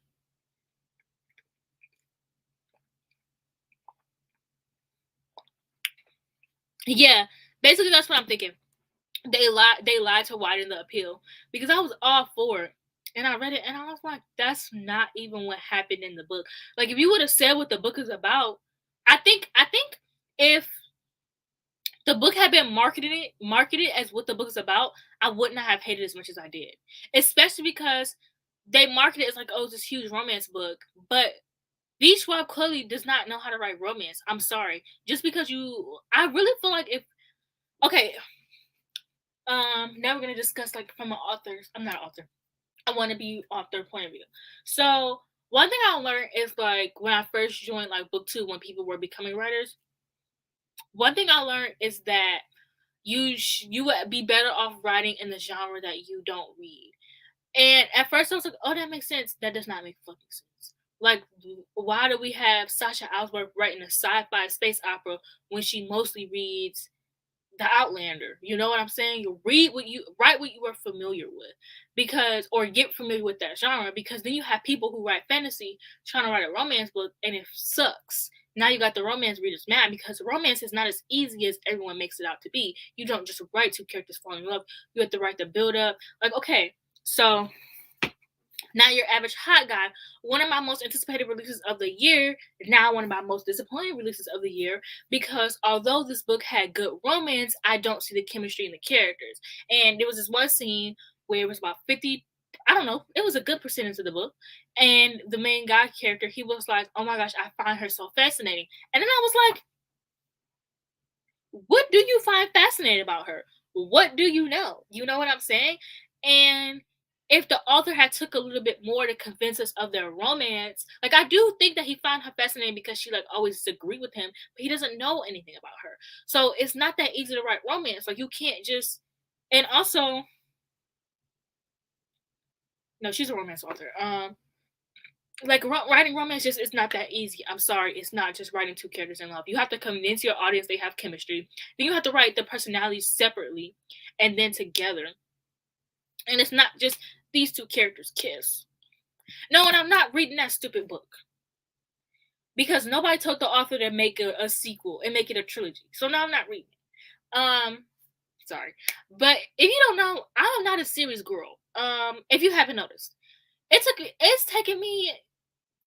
takes me 3 years to finish the book unless I read it as it comes out. I still have not read The Burning Gods, and I love the Poppy War. I'm not a series girl. Okay, I'm sorry, I'm not a series girl. So when an author makes a book that could be a standalone, first of all, one thing I freaking hate is when people write books that clearly should be one book into 3 different ones. I'm looking at you, Jennifer Armentrout. From Blood and Ash does not need to be 18 books long. It does not need to be 600 pages long. Her other books were like 300 pages. If the books were like 300 pages, then I can understand why it needs to be 6 books long. You are writing 700 Stephen King pages, Sarah J. Maas pages, for the series that you're repeating the same things for 3 whole books. Literally 3 whole books Poppy went through not knowing who she was a descendant of, just to find out who she was a descendant of at the end of the book. As though it wasn't even obvious who she's a descendant of because the author wrote a send-off book of it. So I just have this deep anger for series, especially if I feel like they don't need to be happening. And I feel like with that book, it didn't need to be happening. And on top of that, I read her other series, Carbon Copy. Carbon. Well, her other series came first, so she literally copied the same plot, same thing that happened in the end. Well, not the same plot, but like the plot of like the main girl losing her mom, these random people she doesn't know telling her that she's special and she needs to be here, and she's coming across these guys. All of that shit happened in her first series. So I was like, I had to DNF it because I'm like, this is the same fucking book. So now you're not even being. One thing I also hate. Now we're just getting into me ranting. One thing I also hate is when authors copy their book plots over and over and over again, like the Empire of the Vampire. I said that right because I kept saying Interview with the Vampire. Empire of the Vampire. The guy is like essentially like working with nuns, and he's always with nuns. Where does that happen? Never Night. Aurora Rising is just Illuminae with literally the same book. It just has more words and more sentences and more paragraphs. So,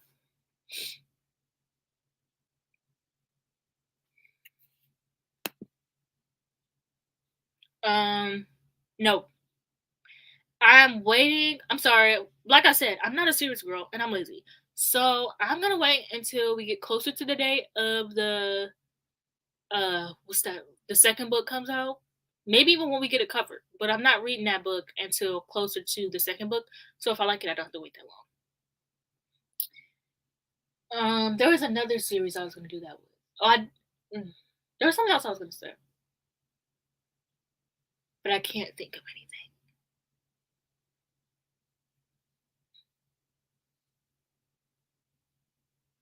Who told that author to push the book back? Because I definitely do. I'm not even gonna lie to y'all. I read a first page and I had to put that book down. I read the first chapter. I said, "Hey, this shit kind of boring."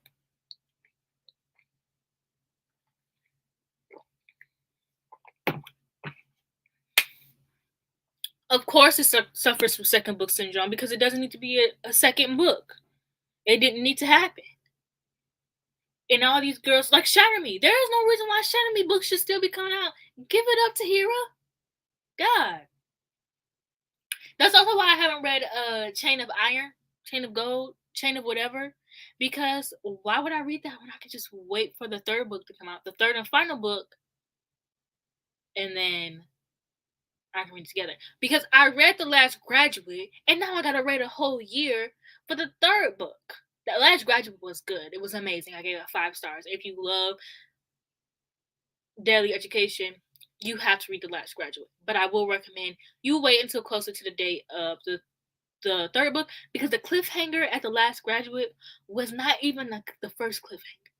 You remember the first cliffhanger? It's nowhere near like that. It's actually worse. So this is why I like to wait for, but I don't have to wait. Like I don't mind reading a book. Like I don't mind reading a book on time, but it just depends, really.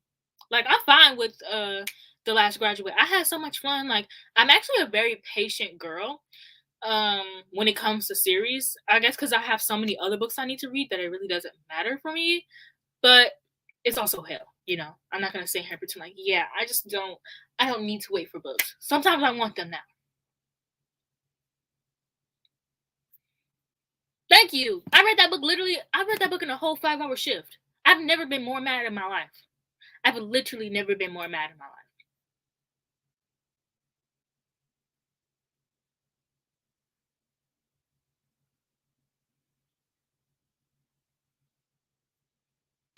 One thing about reading fantasy is you're always going to be confused. You're always going to be confused. That's why I just ignore it. Whenever I'm confused, I'm like, damn, that's crazy. And I move on. I know for a lot of people that's not going to be like easy, but I just learned that sometimes the point is to be confused. Now, do I think that's the point in Legendborn? No, but I think you should still give it a try. I'm saying this like I've read the fucking book. I think you should still give it a try because now so many other people have read it. So by the time you get to the end, if you're still confused, you can look up reviews for it.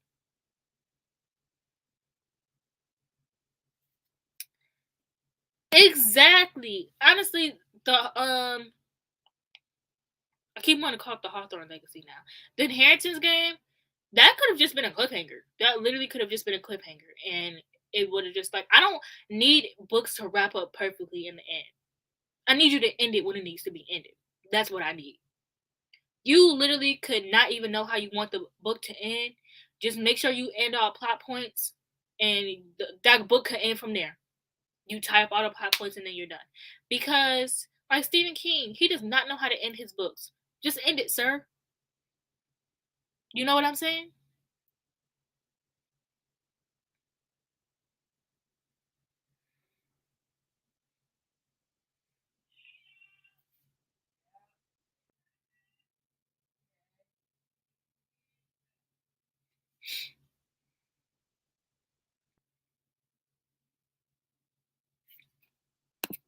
Per yes, everyone read the X Hex, especially if you love romance, if you love spooky. Read Not Your Average Hot Guy. I did give it 4 stars, but if you're still like the X Hex was just like I just feel like the X Hex really could start a new like trend. Like paranormal romances are good, yeah, but they're a little bit corny. So I feel like with the X Hex and Not Your Average Hot Guy, maybe next year we could get more like urban fantasies with like the cute artsy covers. I just feel like I'm sorry, the artsy covers are taking over because they're just so well written. And not saying the urban fantasy books aren't, they just are like a little bit like not. It's kind of like reading a Wattpad story. Like they're just a little bit. I don't know how to explain it, but with the X Hex and Not Your Average Hot Guy, it's just done so well. It's just done so well. I already finished it and I gave it 4 stars. I gave it 4.5 stars and I gave it 5 on Goodreads just to be nice. It was really good up until the ending, of course. And obviously, like every other Stephen King book I've read, I got bored around the 60% mark, which is a little later than I usually get bored. I usually get bored around the 40% mark, 45% mark. So it took me to 60% to get bored. So I do that also got him an extra star, I'm not gonna lie. Um but yeah, I really liked it. It was fun. It just took so fucking long to end. Like the whole like chapters with Holly, like I get it, but we didn't need that. You could have just introduced her. And I got spoiled for the Bill Hodges series. I thought that it was just a little bitty spoiler. I was like, oh, okay, I can take it. No, it was actually a big fucking spoiler. Everybody who's talking about that spoiler is like, oh yeah, like they don't make it seem like it's as big as it is. That's not really therefore all my fault. I'm just mad that I got spoiled such a big way. But I also don't care. So I'm still gonna read it. I just like to be mad, basically.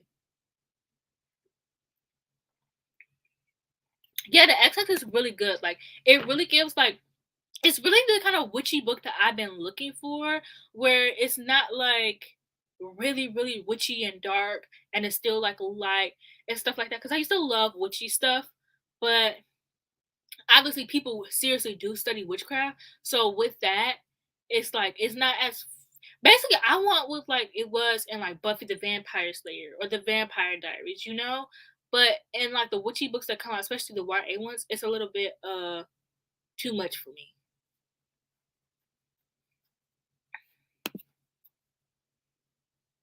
Under the Dome took me so fucking long to finish. I had to read fast, or I get bored. Like Under the Dome, it took me. If I would have finished that book in one day, I probably would have liked it a little bit more. But for some reason, I don't know why my brain is like this. But the longer it takes me to read a book, the less I enjoy it. So like, if you see a book take me like 2 days to finish, I'm probably just gonna give it like 4 stars and not 5. But I listen to audiobooks and I listen to that shit on 2x speed. I actually was listening to The Outsider on 2.5. And at one point when I was at work, I was listening to it on 3x speed. So I listened to all my audio. I listened to God damn. Hold on, because now my stomach is starting to hurt. Okay, so I am gonna do a video on my reading routine. I don't know if Ola's still here, but she was asking me about how I read on my Tahira's live stream Sunday, and I was trying to explain to her in the comments, but you can only type so much. So I am gonna do a my reading routine video, but here's a sneak peek of basically my reading routine. So basically, when I work, I look at my schedule for that week and I plan out all of my reading for that week. Do I read exactly what I want to read that week? No, but it's still planned out. So, like today, I'm gonna read Red Rising. Tomorrow, I'm gonna read Owl of the Law. Saturday, I'm gonna read. I don't know what I'm gonna read Saturday. Hopefully, I can read like Golden Sun or the second book in the Red Rising series, or maybe I'll read the second book after Alloy of the Law. Alloy, whatever. So, and I'm gonna read Doom Monday. So I plan out what I'm gonna read at work, and I usually plan it to be around, I want to say 15 to 10 hours long. 10 hours is perfect. Less than 10 hours is also perfect because I only work 5 hour shifts. So something that I can read like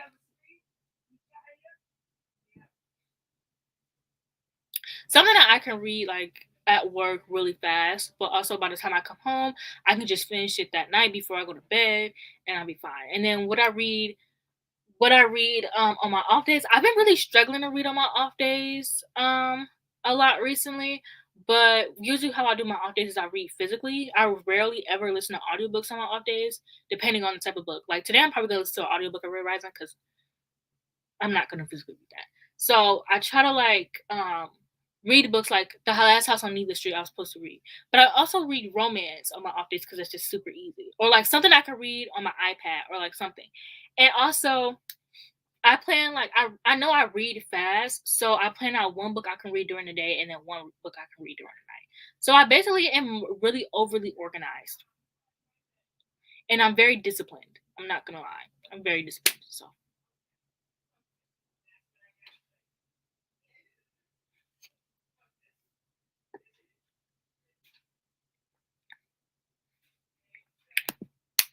thank you.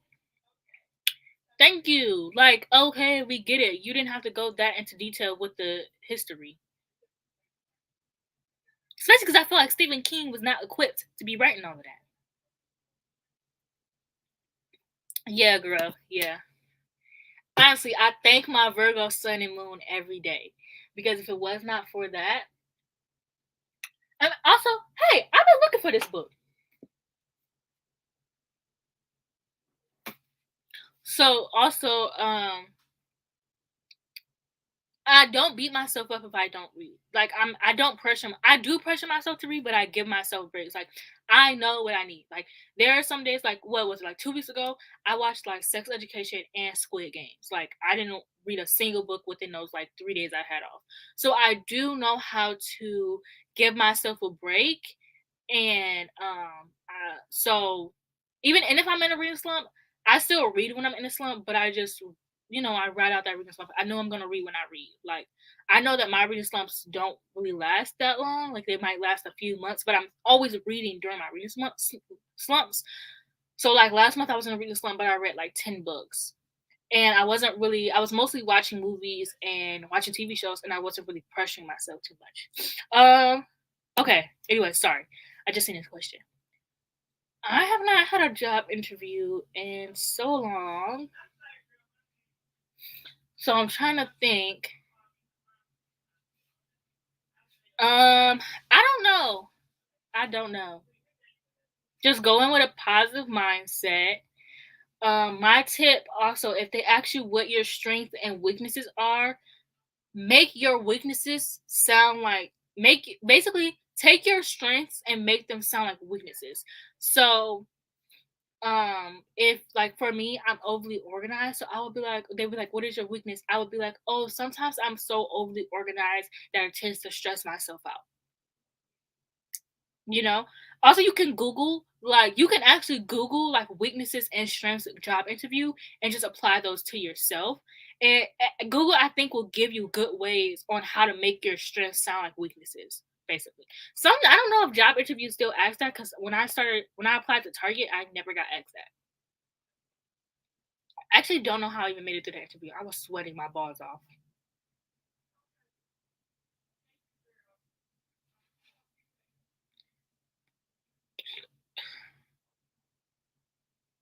I'm not doing all of that. And actually, I hope you get the job.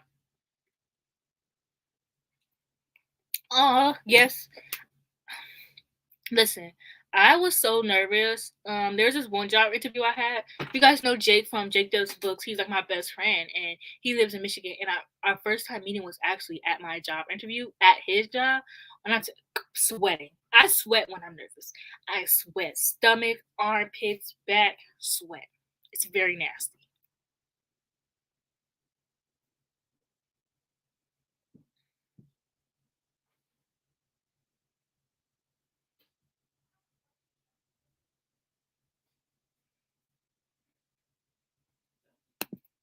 Yeah.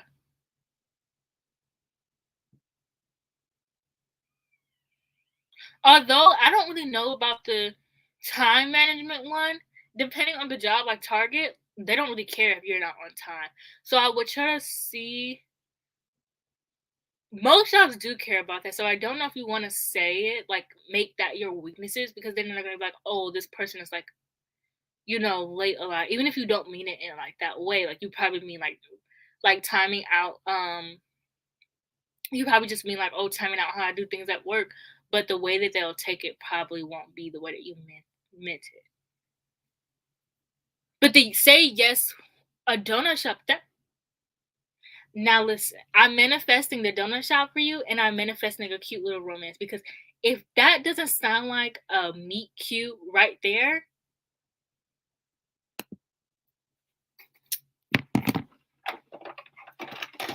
why are you literally about to experience a meet cute? I'm so jealous. I keep trying to experience meet cute at my job, but every guy that works there is ugly, and the cute guys that come in, like the cute guys that shop there, always have girlfriends. Very sick.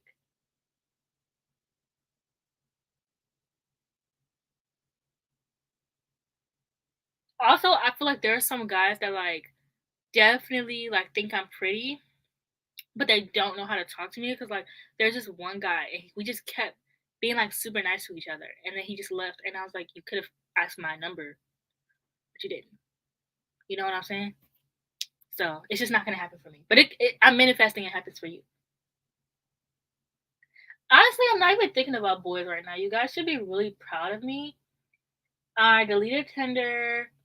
I deleted Tinder, deleted Bumble. I did download both again, but I just got so bored that I just deleted it. Like I started talking to this guy from Tinder, and I literally got so bored that he ghosted me, and I was happy. Um,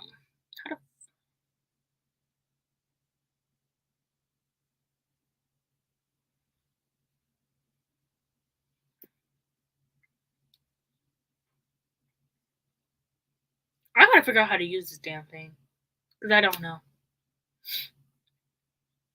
And then I'm not even thinking about my ex anymore, and I don't have a work crush anymore because he's kind of childish. Not gonna lie, he's also just like too young. Like he's 20, which I mean I'm only 23, but I'm not really into dating younger guys. So my love life right now is pretty not much non-existent, and I kind of like it. I do miss like waking up to like good morning texts and stuff like that, but honestly, I'm having fun, kind of.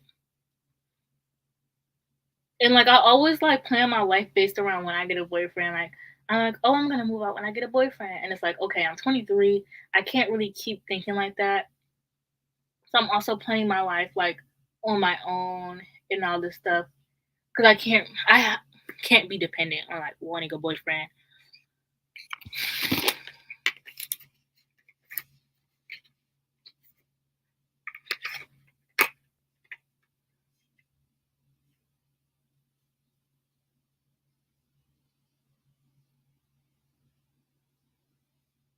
Ugh, yes. Yeah, I love sweet hand. It's so good. If you have tips for me, I would appreciate it.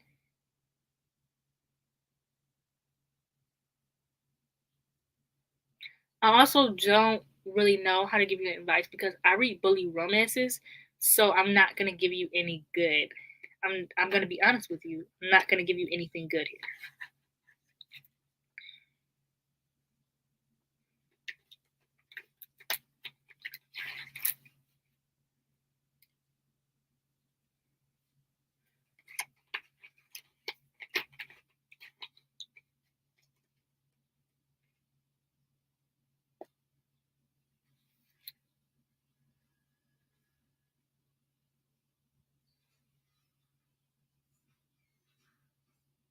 All I do want to give advice is school shooting is such a hard topic to write about.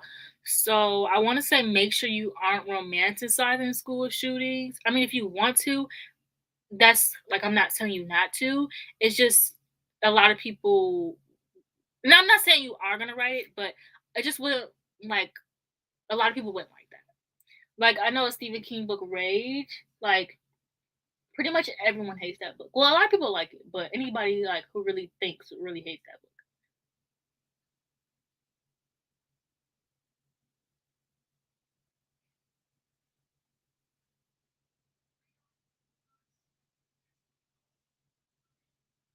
Okay, this one was ass.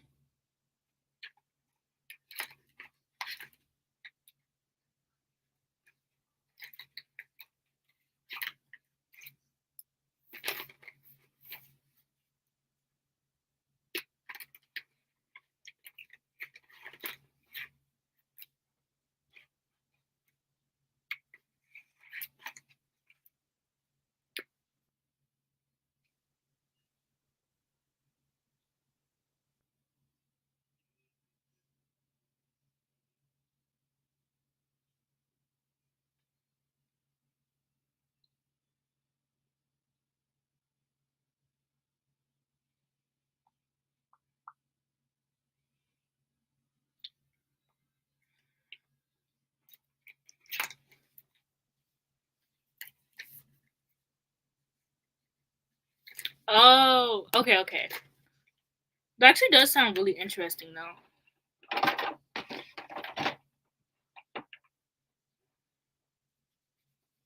I don't think I'm gonna do eyelashes for my look today.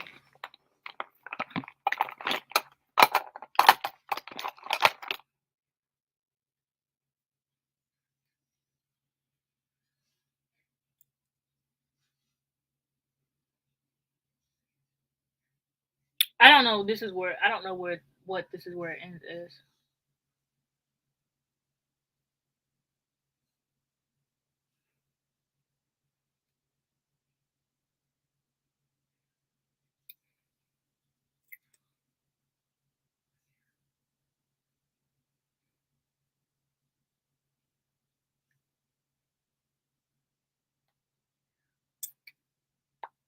I have to pee so bad.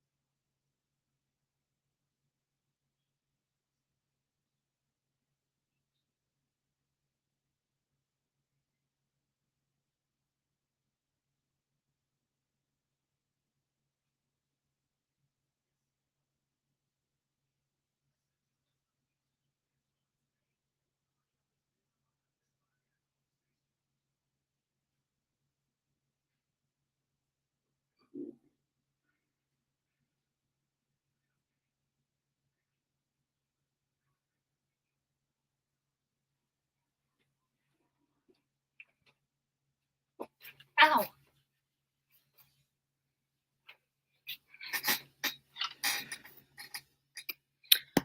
No, my Target books collection is actually really ass right now. No, no. No, I have not read The Love Hypothesis. Earlier in the live stream, I said I'm gonna do a video where I read um TikTok recommendations, but it's really just books that are on my TBR, and I really just want to do an experiment where I see like, do people from TikTok tend to watch those videos a lot, or do they tend to get a lot of like, do TikTok recommendations tend to get a lot of reviews because they're TikTok and stuff like that. So I am gonna read it, but I'm gonna read it next month. Also, I cannot read any more romances this month because I need to get through my other books. Finger coiling makes me mad.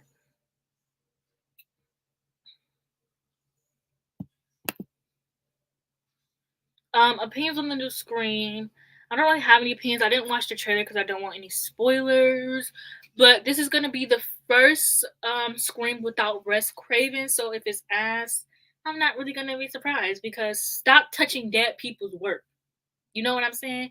Like now you're just trying to make money. You know what I'm saying? Um, Everyone loves Scream 4. Scream 4 is the best. Well, personally, I really like Scream 2. I really like the original, obviously. I rewatched the original more than I rewatched like all of them. Scream 2 is so good. I think Scream 2 also was a little messed up because they killed off one of my favorite characters of all time. Um, Amazing. I'm on book 209 out of 50. So, doing amazing. It does look good. They got Jenny Ortega. She is gonna be the new It Girl. They got my husband, Dylan Minnette. Um, they got some good people in there. I do feel like um what's their names? The cop and the news reporter, they should have kids by now. Like, what are y'all doing? I also didn't watch the full trailer, so I don't really know. I watched an edit on Reddit. Never mind. But somebody edited it down on Reddit so they cause like with trailers, they just spoil the entire plot line, so there's no point of me watching the trailer and then the movie. But a lot of people on Reddit have theorized that what they edited in the trailer isn't actually what happens in the movie. Like they just edited it to make it look different, but like that's not what the movie's about at all.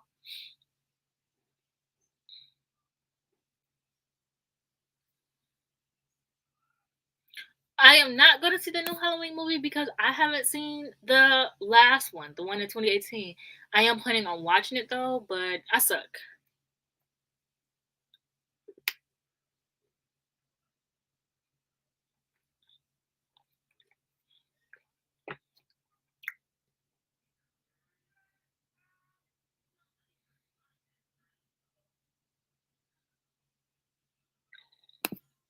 Also, spoilers, but not really because this is a theory.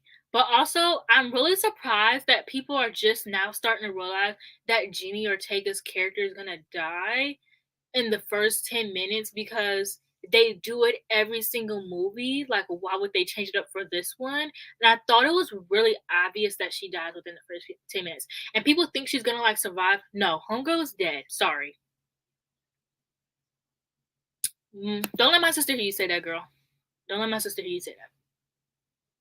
Scream is like, okay, so Scream is my franchise. Halloween is Jada's franchise, and then Chucky is my mom's franchise. We're trying to get my brother into horror movies, but he's not budging. He's not budging at all. Can barely get him to watch Goosebumps. He's not budging. How is he a part of this film? My brother is like, if the Addams family had a newer baby and that baby was just normal instead of like spooky, like that's what my brother is. You know what I'm saying? Like everyone in his house loves horror movies. We love spooky stuff, like all of that. And here's my brother.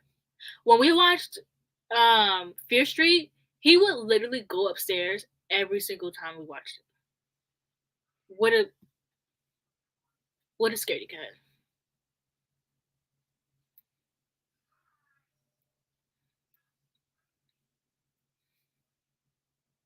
Like I said, I don't know what they showed because I seen an edit. Someone edited it down, and that was the best thing ever for me.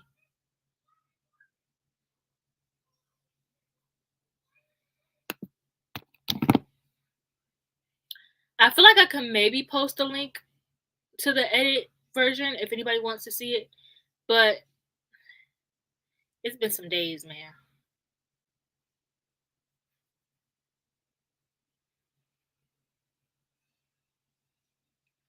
Also, I am rewatching The Office, and it is like. Also, I think that Wes, Dylan's character is gonna be Scream. I mean, it could be like one of the girls, and they're probably not gonna make it that obvious, but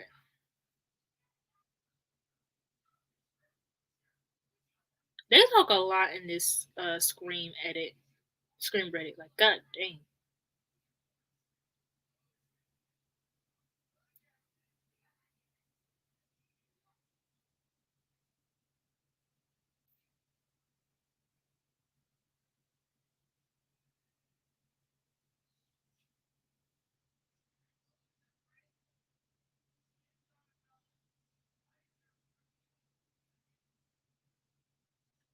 Ugh.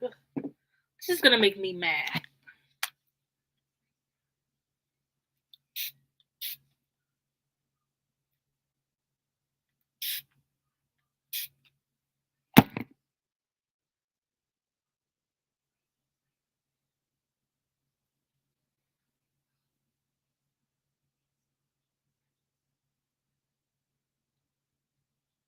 Yeah, it's gonna happen because Dick Corey, that's not their names. Dick Grayson and Corey Anders, they're canon. Like they're canon in the DC universe. She's just orange and not black, but they cast her as a black girl because they're not gonna make her fucking orange. So yeah, it's gonna happen. But girl, you might want to wait because one of the directors said that um that Dick Corey, which is their ship name, isn't gonna happen until like season 5. So they're gonna be very slow. They do hook up in the first season though.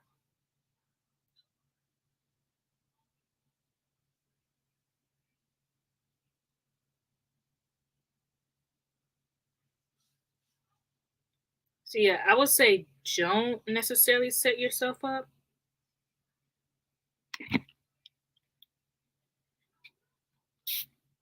but they're really cute and I worship them. Also, the man is fine.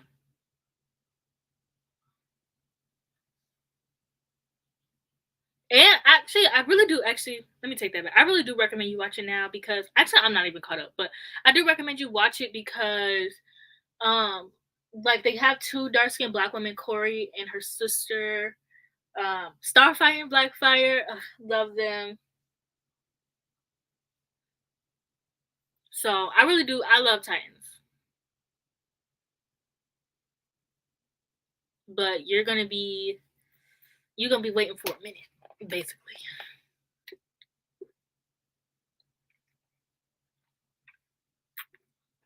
I also recommend Doom Patrol. If you're getting into DC shows, I do recommend Doom Patrol. They don't have any black women, but the show is so good. Like if you liked WandaVision, you will love Doom Patrol. Like it's very weird, very like I don't know. It's just so good. It's so entertaining. That also came back for season 3. And oh, I have so much stuff to watch. I gotta make a new list of things to watch.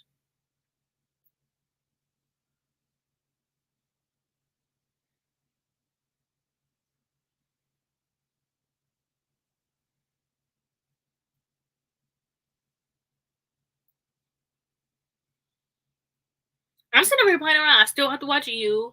Haven't seen any of the seasons. I still have to watch The Haunting of Bly Manor. I have to finish it. I have to watch Midnight Mass. I have to finish My Hunter. Have to watch Wings Club. Have to finish Doom Patrol. Have to finish Titans. And I have to watch Queen's Gambit. And I have to watch The Boys. And so far, I've only watched 2 shows on this list. So that's nice.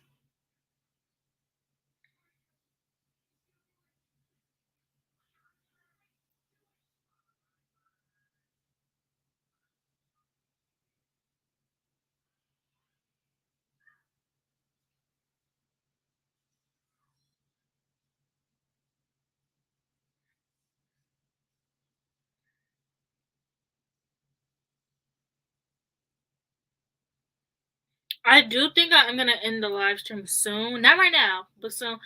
I have not watched All My Black. One thing about me is I don't finish stuff. I'm a quitter. Okay, if I don't think I like, if I get spoiled for it and I don't like it, I'm not gonna watch it. I got spoiled. Now I did get the wrong person in the spoiler, but then I figured out who the right person was, and I'm sorry I didn't care about that person as much as I care about the person I thought it was. So, but I also heard that the season is like really rushed and it doesn't feel like a final season. So I'm not gonna watch it until I want to.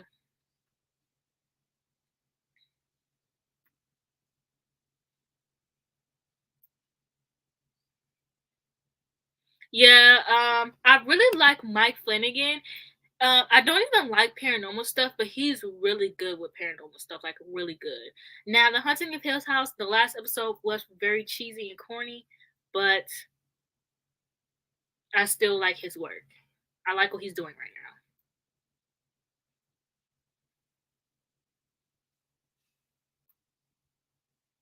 Yeah, everybody keeps saying it's rushed. That's why these little 8 episode, 10 episode shows don't make sense to me.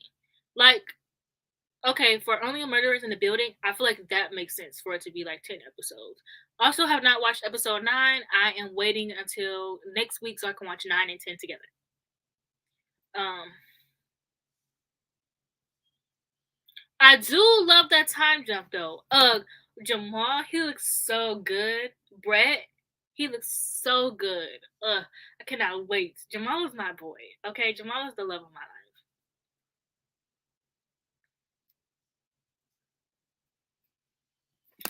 Yeah, I have not watched the ending because I know what happens in the end. So why would I watch it? But also, she's gonna be in Riverdale, so I'm like, how the hell does that work? Because you know, I mean, it's coming back for season 2, so I just wish that like I don't know, Sabrina was good. Like I do like a show that knows when to end and all that stuff. They just don't know how to end, but they know when to end, and I guess that's good enough.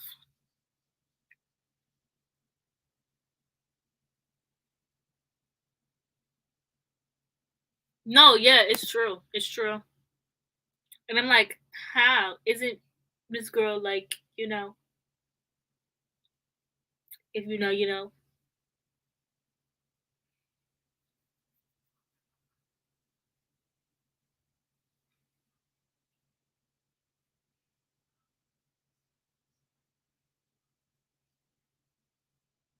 I don't know what the hell jailbirds is.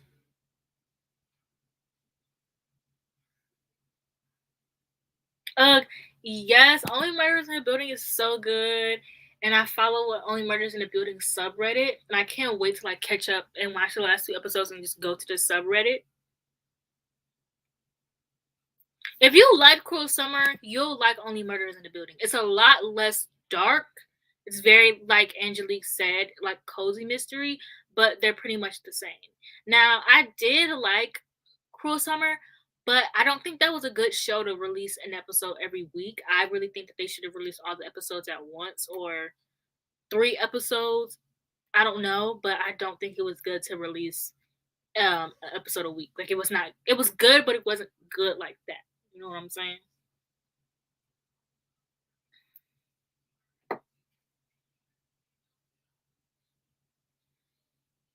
I just remembered I had to put The Outsider on my list because I just finished it.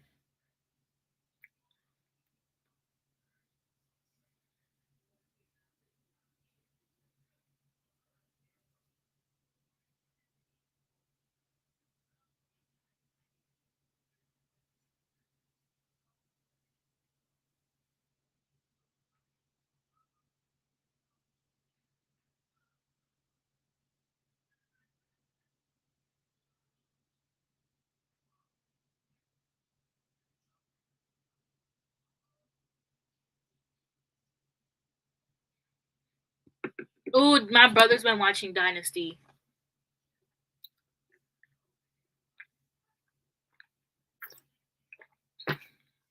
Messy rich people drama. Drama sounds right up my alley. So I will be tapping in.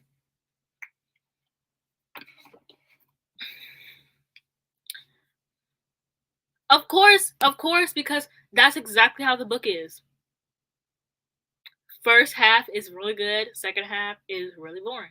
Once they introduce Holly, I'm sorry, it gets so boring. Which is crazy because she comes in with so much discovery. I think it gets boring because the book is just so long. Like, you know what I'm saying? That at a certain point you're just like, damn. Stephen King really needs an editor. Like it does these books do not need to be 500 pages. Every book he writes does not need to be 500 pages, man.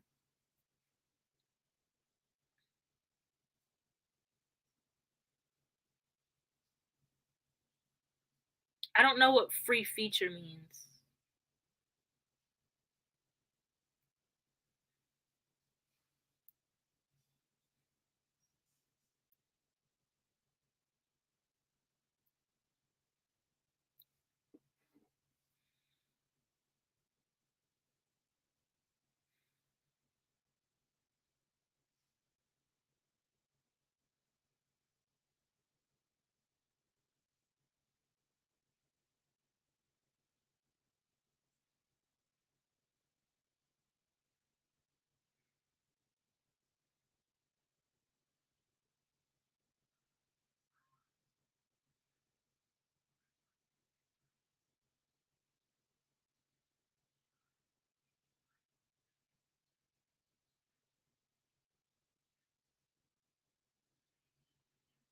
Like every single one of his books, like Desperation. I loved how weird Desperation was. Like that's one of his like least popular books. But I loved how weird Desperation was. I just got fucking bored. Same with Under the Dome. I was loving Under the Dome at first, but then I got bored. So it's like he needs to stop, basically.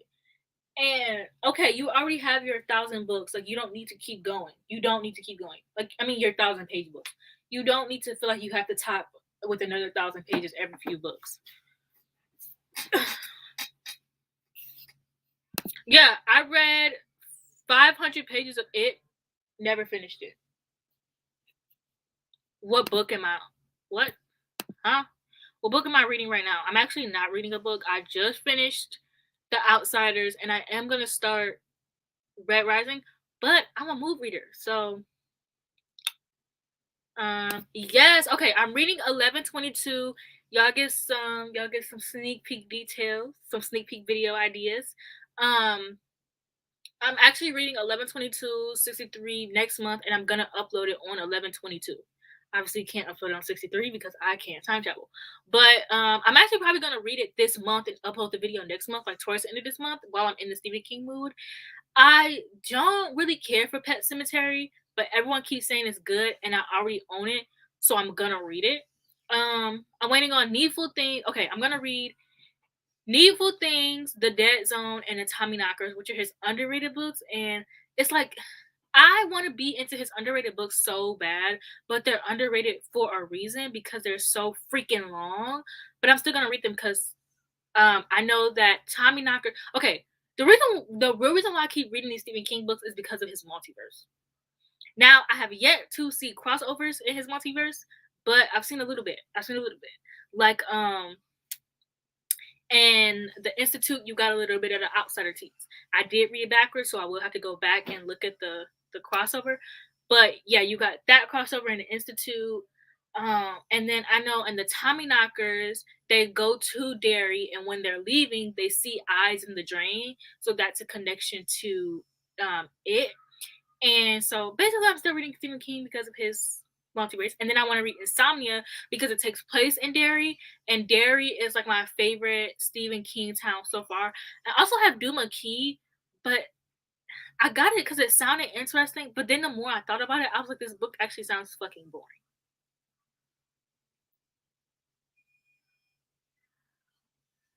Also, I read Shawshank Redemption. So good. It's a short story by Stephen King. It's good. It's short. Now the man is a bit wordy. He's a bit lippy. You know, he just be typing in descriptions. But Shawshank Redemption was so good. That's when I was like, all right, man, I'm a Stephen King fan. Like, I can't stop reading his work. Like,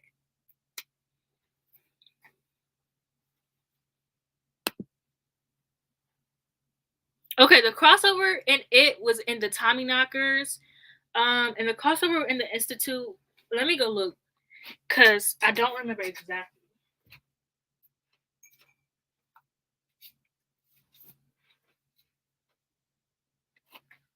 I think the crossover in the Institute is that he mentions Ralph. I'm saying let me go look like I remembered the page number or something.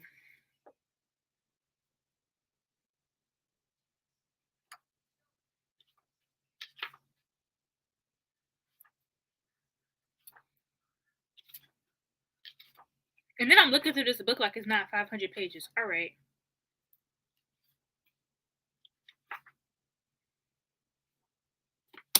Hold on. Let me search.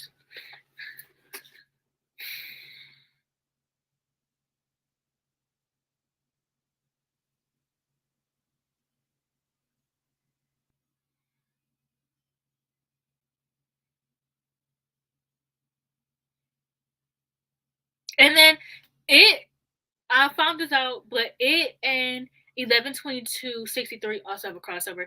If you go on Google and type in Stephen King multiverse, there's gonna be a bunch of pictures that show up. Where the fuck did I delete the picture again? I keep deleting it.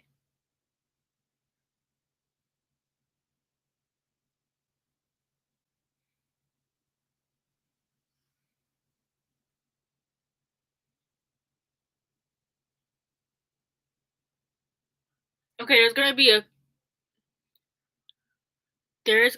a multiverse like universe thing that looks like this. It's by Tessie Girl.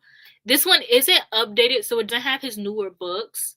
But yeah, and I usually when I read a book, like it's all sectioned off by like it has like okay, the books that are in set in Castle Rock are brown, the books set in Derry are orange, the um books with set in Him for Home are in yellow. Don't even know what it is. Books set in um All World are black.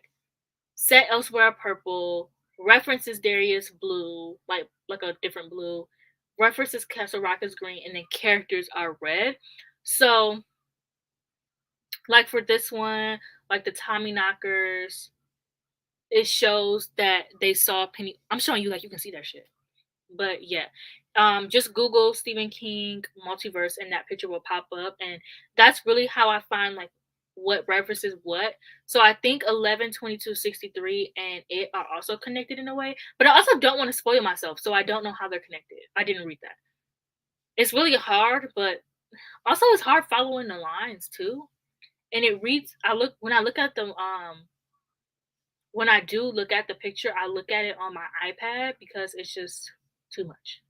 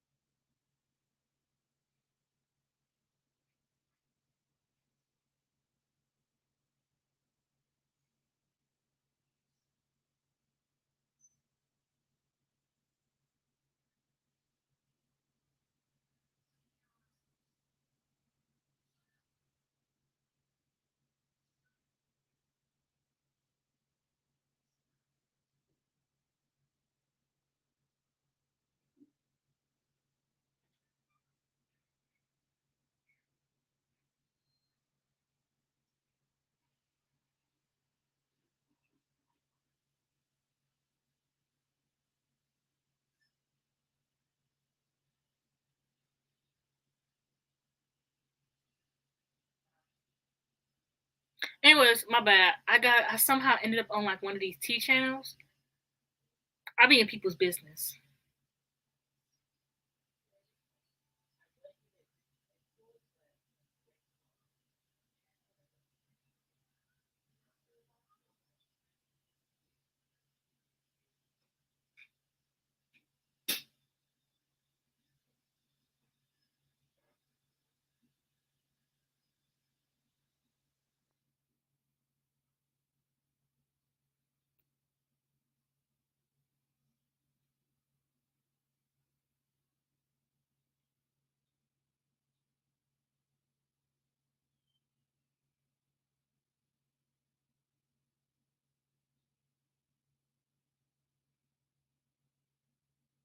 Anyways, okay.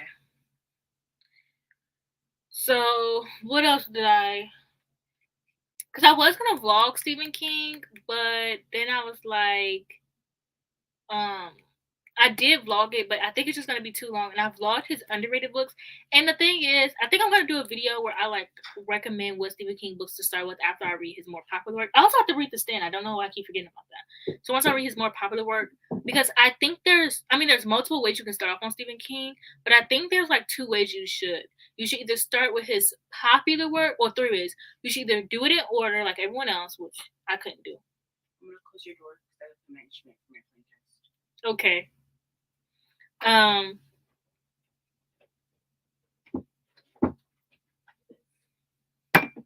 don't lock me in here. You know the door gets stuck.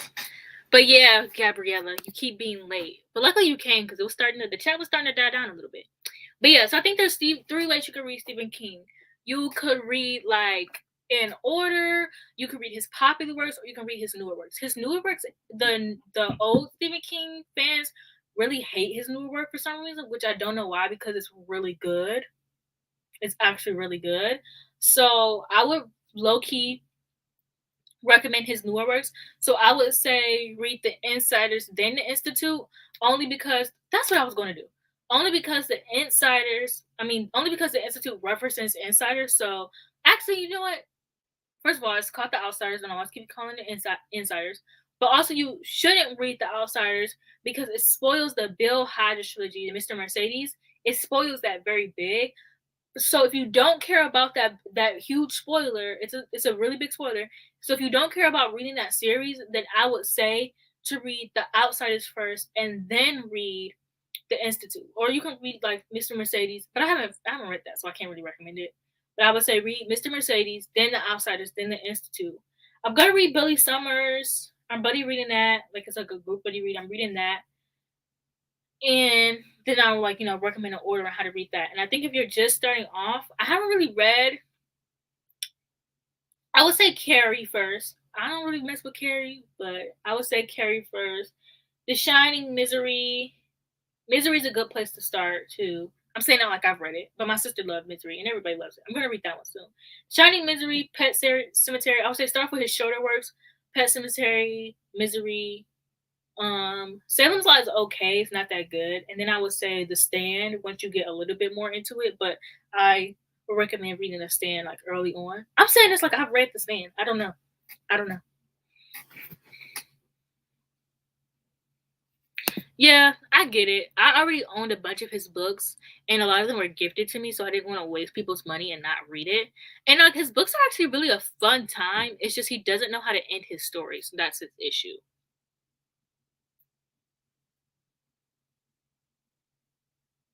Okay, I'm gonna get off in like 10 minutes though, because I do have to film. But I don't know if I want to do lashes or not.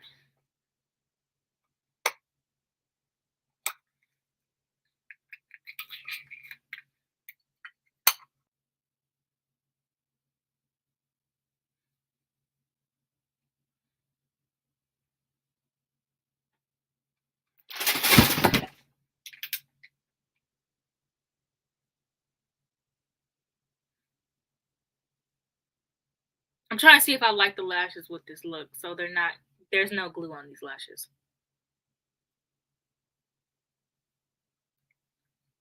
Okay, yeah, I'm doing lashes. But anyways, all these books just freaking fell over. Of course, it's all Doom's fault.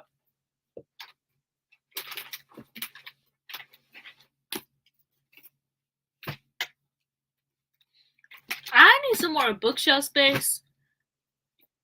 Or like I need to get my own apartment finally. Or I need to stop buying books because I've gotten to the point where I literally have no space for anything. Like I just switched out my book of the month shelf for my Stephen King shelf, and I had to put my book of the month shelf like on the floor.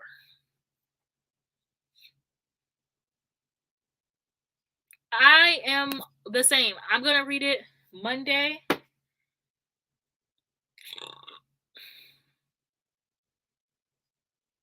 I'm gonna read it Monday, so I would finish it just in time. But I'm not even going to see the movie. And now if I was still with my ex, I would be going to see the movie. But I'm not. So I'm just gonna have to wait. Not dating any cute boys. Also, nobody wants to see it. So I'm probably gonna have to watch it on HBO Max or however they do that. I'll probably have to like buy it on there or something like that. And I think I would buy it after I read the book. And then I might buy the movie edition. I have to read the book because I already have 3 editions of Dune and I haven't even read it yet. The movie, huh? No, the movie doesn't come out until next Friday, right?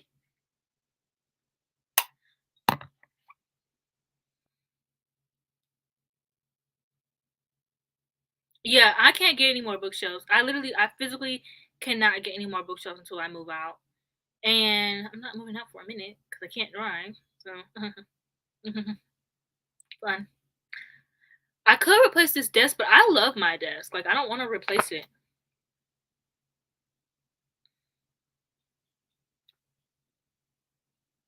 Oh yeah, I do have HBO Max. Yeah, I'll be watching it there then. Nice.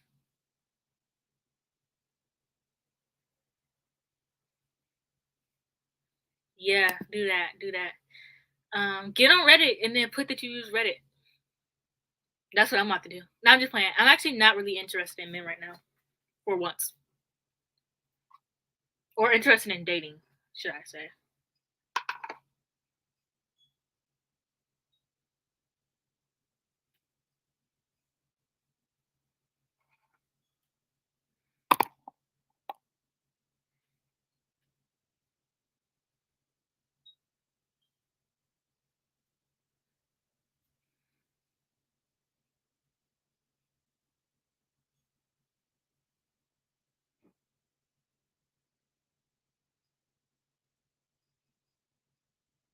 My brother's practicing his xylophone, and it's so funny. Well, not it's funny, but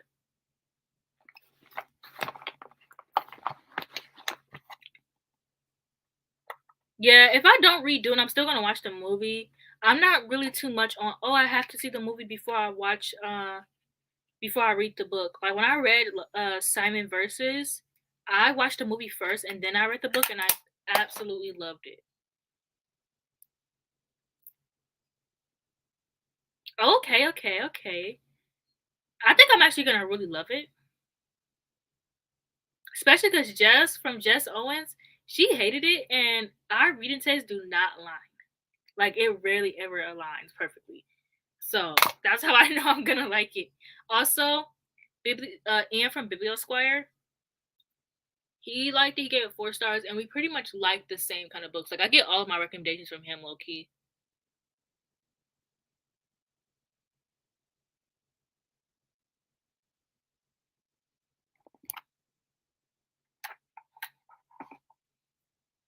Have to pee again.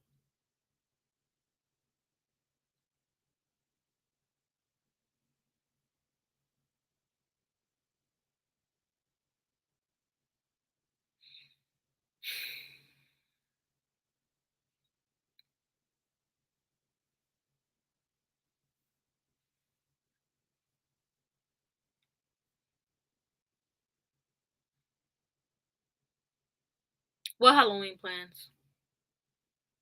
Um, so for Halloween, I changed my costume idea. I was gonna be Catwoman, but I don't think I want to wear a full. Like I was gonna be Catwoman, like the old Catwoman with like the full body leather suit, the corset, and like the leather mask. But I really don't want anything like covering my face like that. So I think I'm just gonna be Carrie, and my mom's still gonna be a Smurf.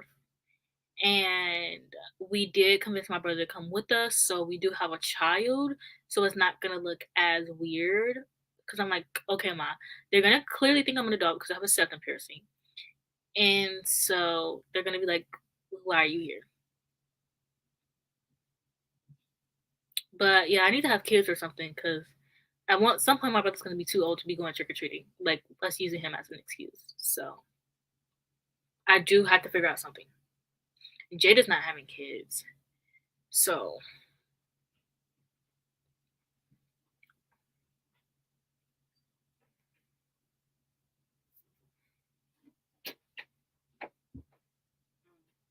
you're gonna have to push it.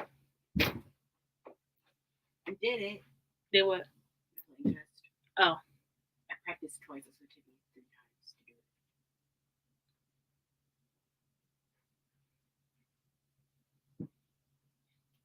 Oh my gosh. Really? I wanted to get a septum piercing because there's this in high school there was this black girl and she had a septum piercing and she had like big curly hair with like green tips at the end. And I was like, I love this girl. Like I want to be her. And for my 20th birthday, my 19th birthday, I was gonna go get a tattoo, but I just threw out a septum piercing and my mom was actually really for it. And so, yeah, it actually helped me feel more confident with my nose. I love my nose now. I won't ever get a nose job because if I got a nose job, I would have to get my septum re-pierced. So I won't ever get a nose job because I'm not taking the septum out. I'm taking my septum out, and I'm not taking my belly button piercing out until I have kids. So I'm gonna be like 35 with the belly button piercing.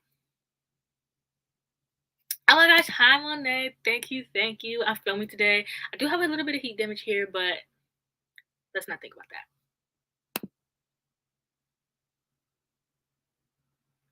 Okay, I want kids because I want to take someone trick or treating. So what I'm gonna do is I'm gonna go to no, because that sounds like kidnapping. I just want kids that I can take trick or treating because my brother's getting too old. Yeah, definitely. I used to think my nose was too big for it too, but when I tell you it really helped with my confidence, like it really helped with my confidence. Sometimes I still get insecure about my nose. Like I'm not gonna say it really took away my insecurities, but it really helped. Like I love my nose now.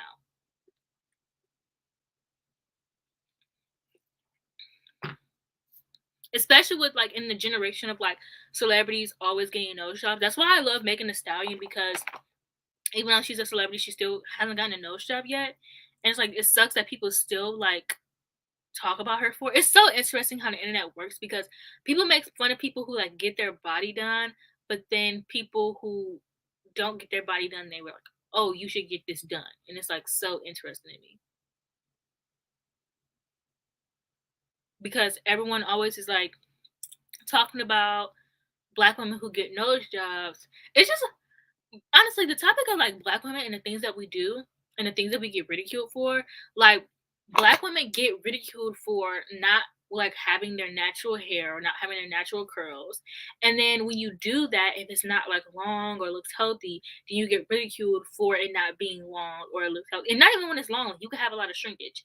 Like you get ridiculed for that. You get ridiculed for wearing wigs. Like it's really just crazy. And then you get ridiculed for having a big nose. And then when you feel insecure about your big nose, it's oh, you don't like black noses. And it's like maybe I don't like them on me. You know what I'm saying? I think my big nose fits my face perfectly because my face is so round.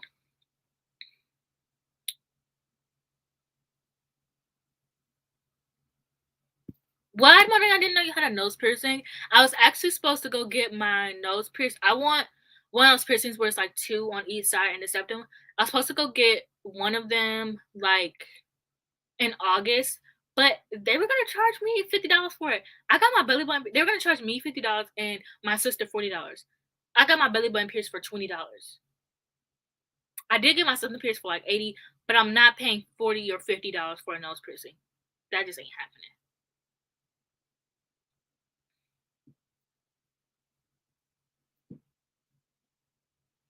Yeah, exactly, exactly. Like people always like, okay, like what's that girl's name? Corley Ray. People always make fun of her because she's like really skinny and all this stuff. But then people also make fun of like, oh my gosh, the way that people talk about Megan Thee Stallion's body is actually disgusting, especially since it's natural. The internet is a scary place, man. Like I can't.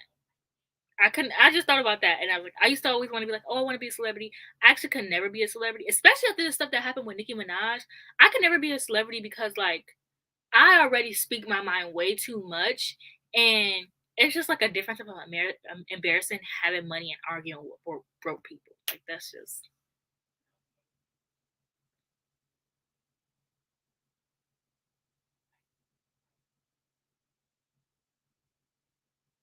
yeah, because and I think that stems because people do put on black women costumes. So then, ugh, okay, so like a good example would be like that one picture that goes around like every year where it's just a bunch of white girls and they're thick and they're like, oh, black girls are scared. And it's like, no, we're not because this is like what I look like. Also, I was talking about this with my uncle, and because he's not a like me and my uncle have deep conversations all the time, but I think because he's not a woman, he can't really understand like what I'm trying to say, but basically, like nobody in our generation, like nobody has ever lived and died with like body. You know what I'm saying? Like nobody, like everybody who's gotten a BBL, they're all in like their 40s now. Like nobody has gotten a that I know of. There could be people, but celebrity wise, like no celebrity has damn, let me try to explain this better.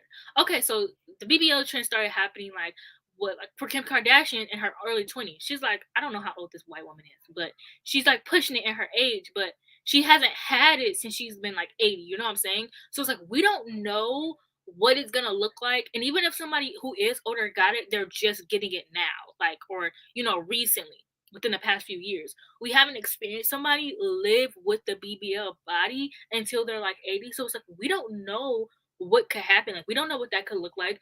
It could just deflate. You know what I'm saying?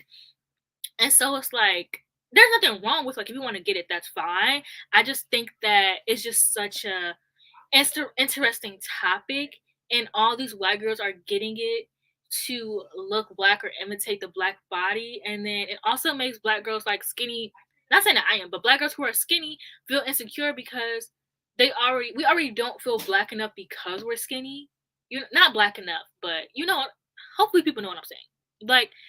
Like sometimes I don't have like the black body features, so I feel like left out, I guess. And so I could see why black women who are skinny would want to get a BBL because they want to feel fully black. I don't know if that makes sense.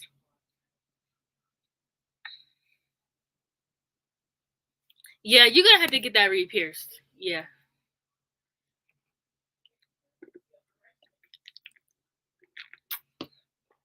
Okay. I have to go film, but I'll be back next Thursday as always. So thank you guys for joining me. And I really, really appreciate it. And I'll see you guys in my live stream next Thursday. I don't know what time I'm gonna do it because I always do it at random times, but hopefully it'll be earlier. I do like the daytime live streams, but yeah.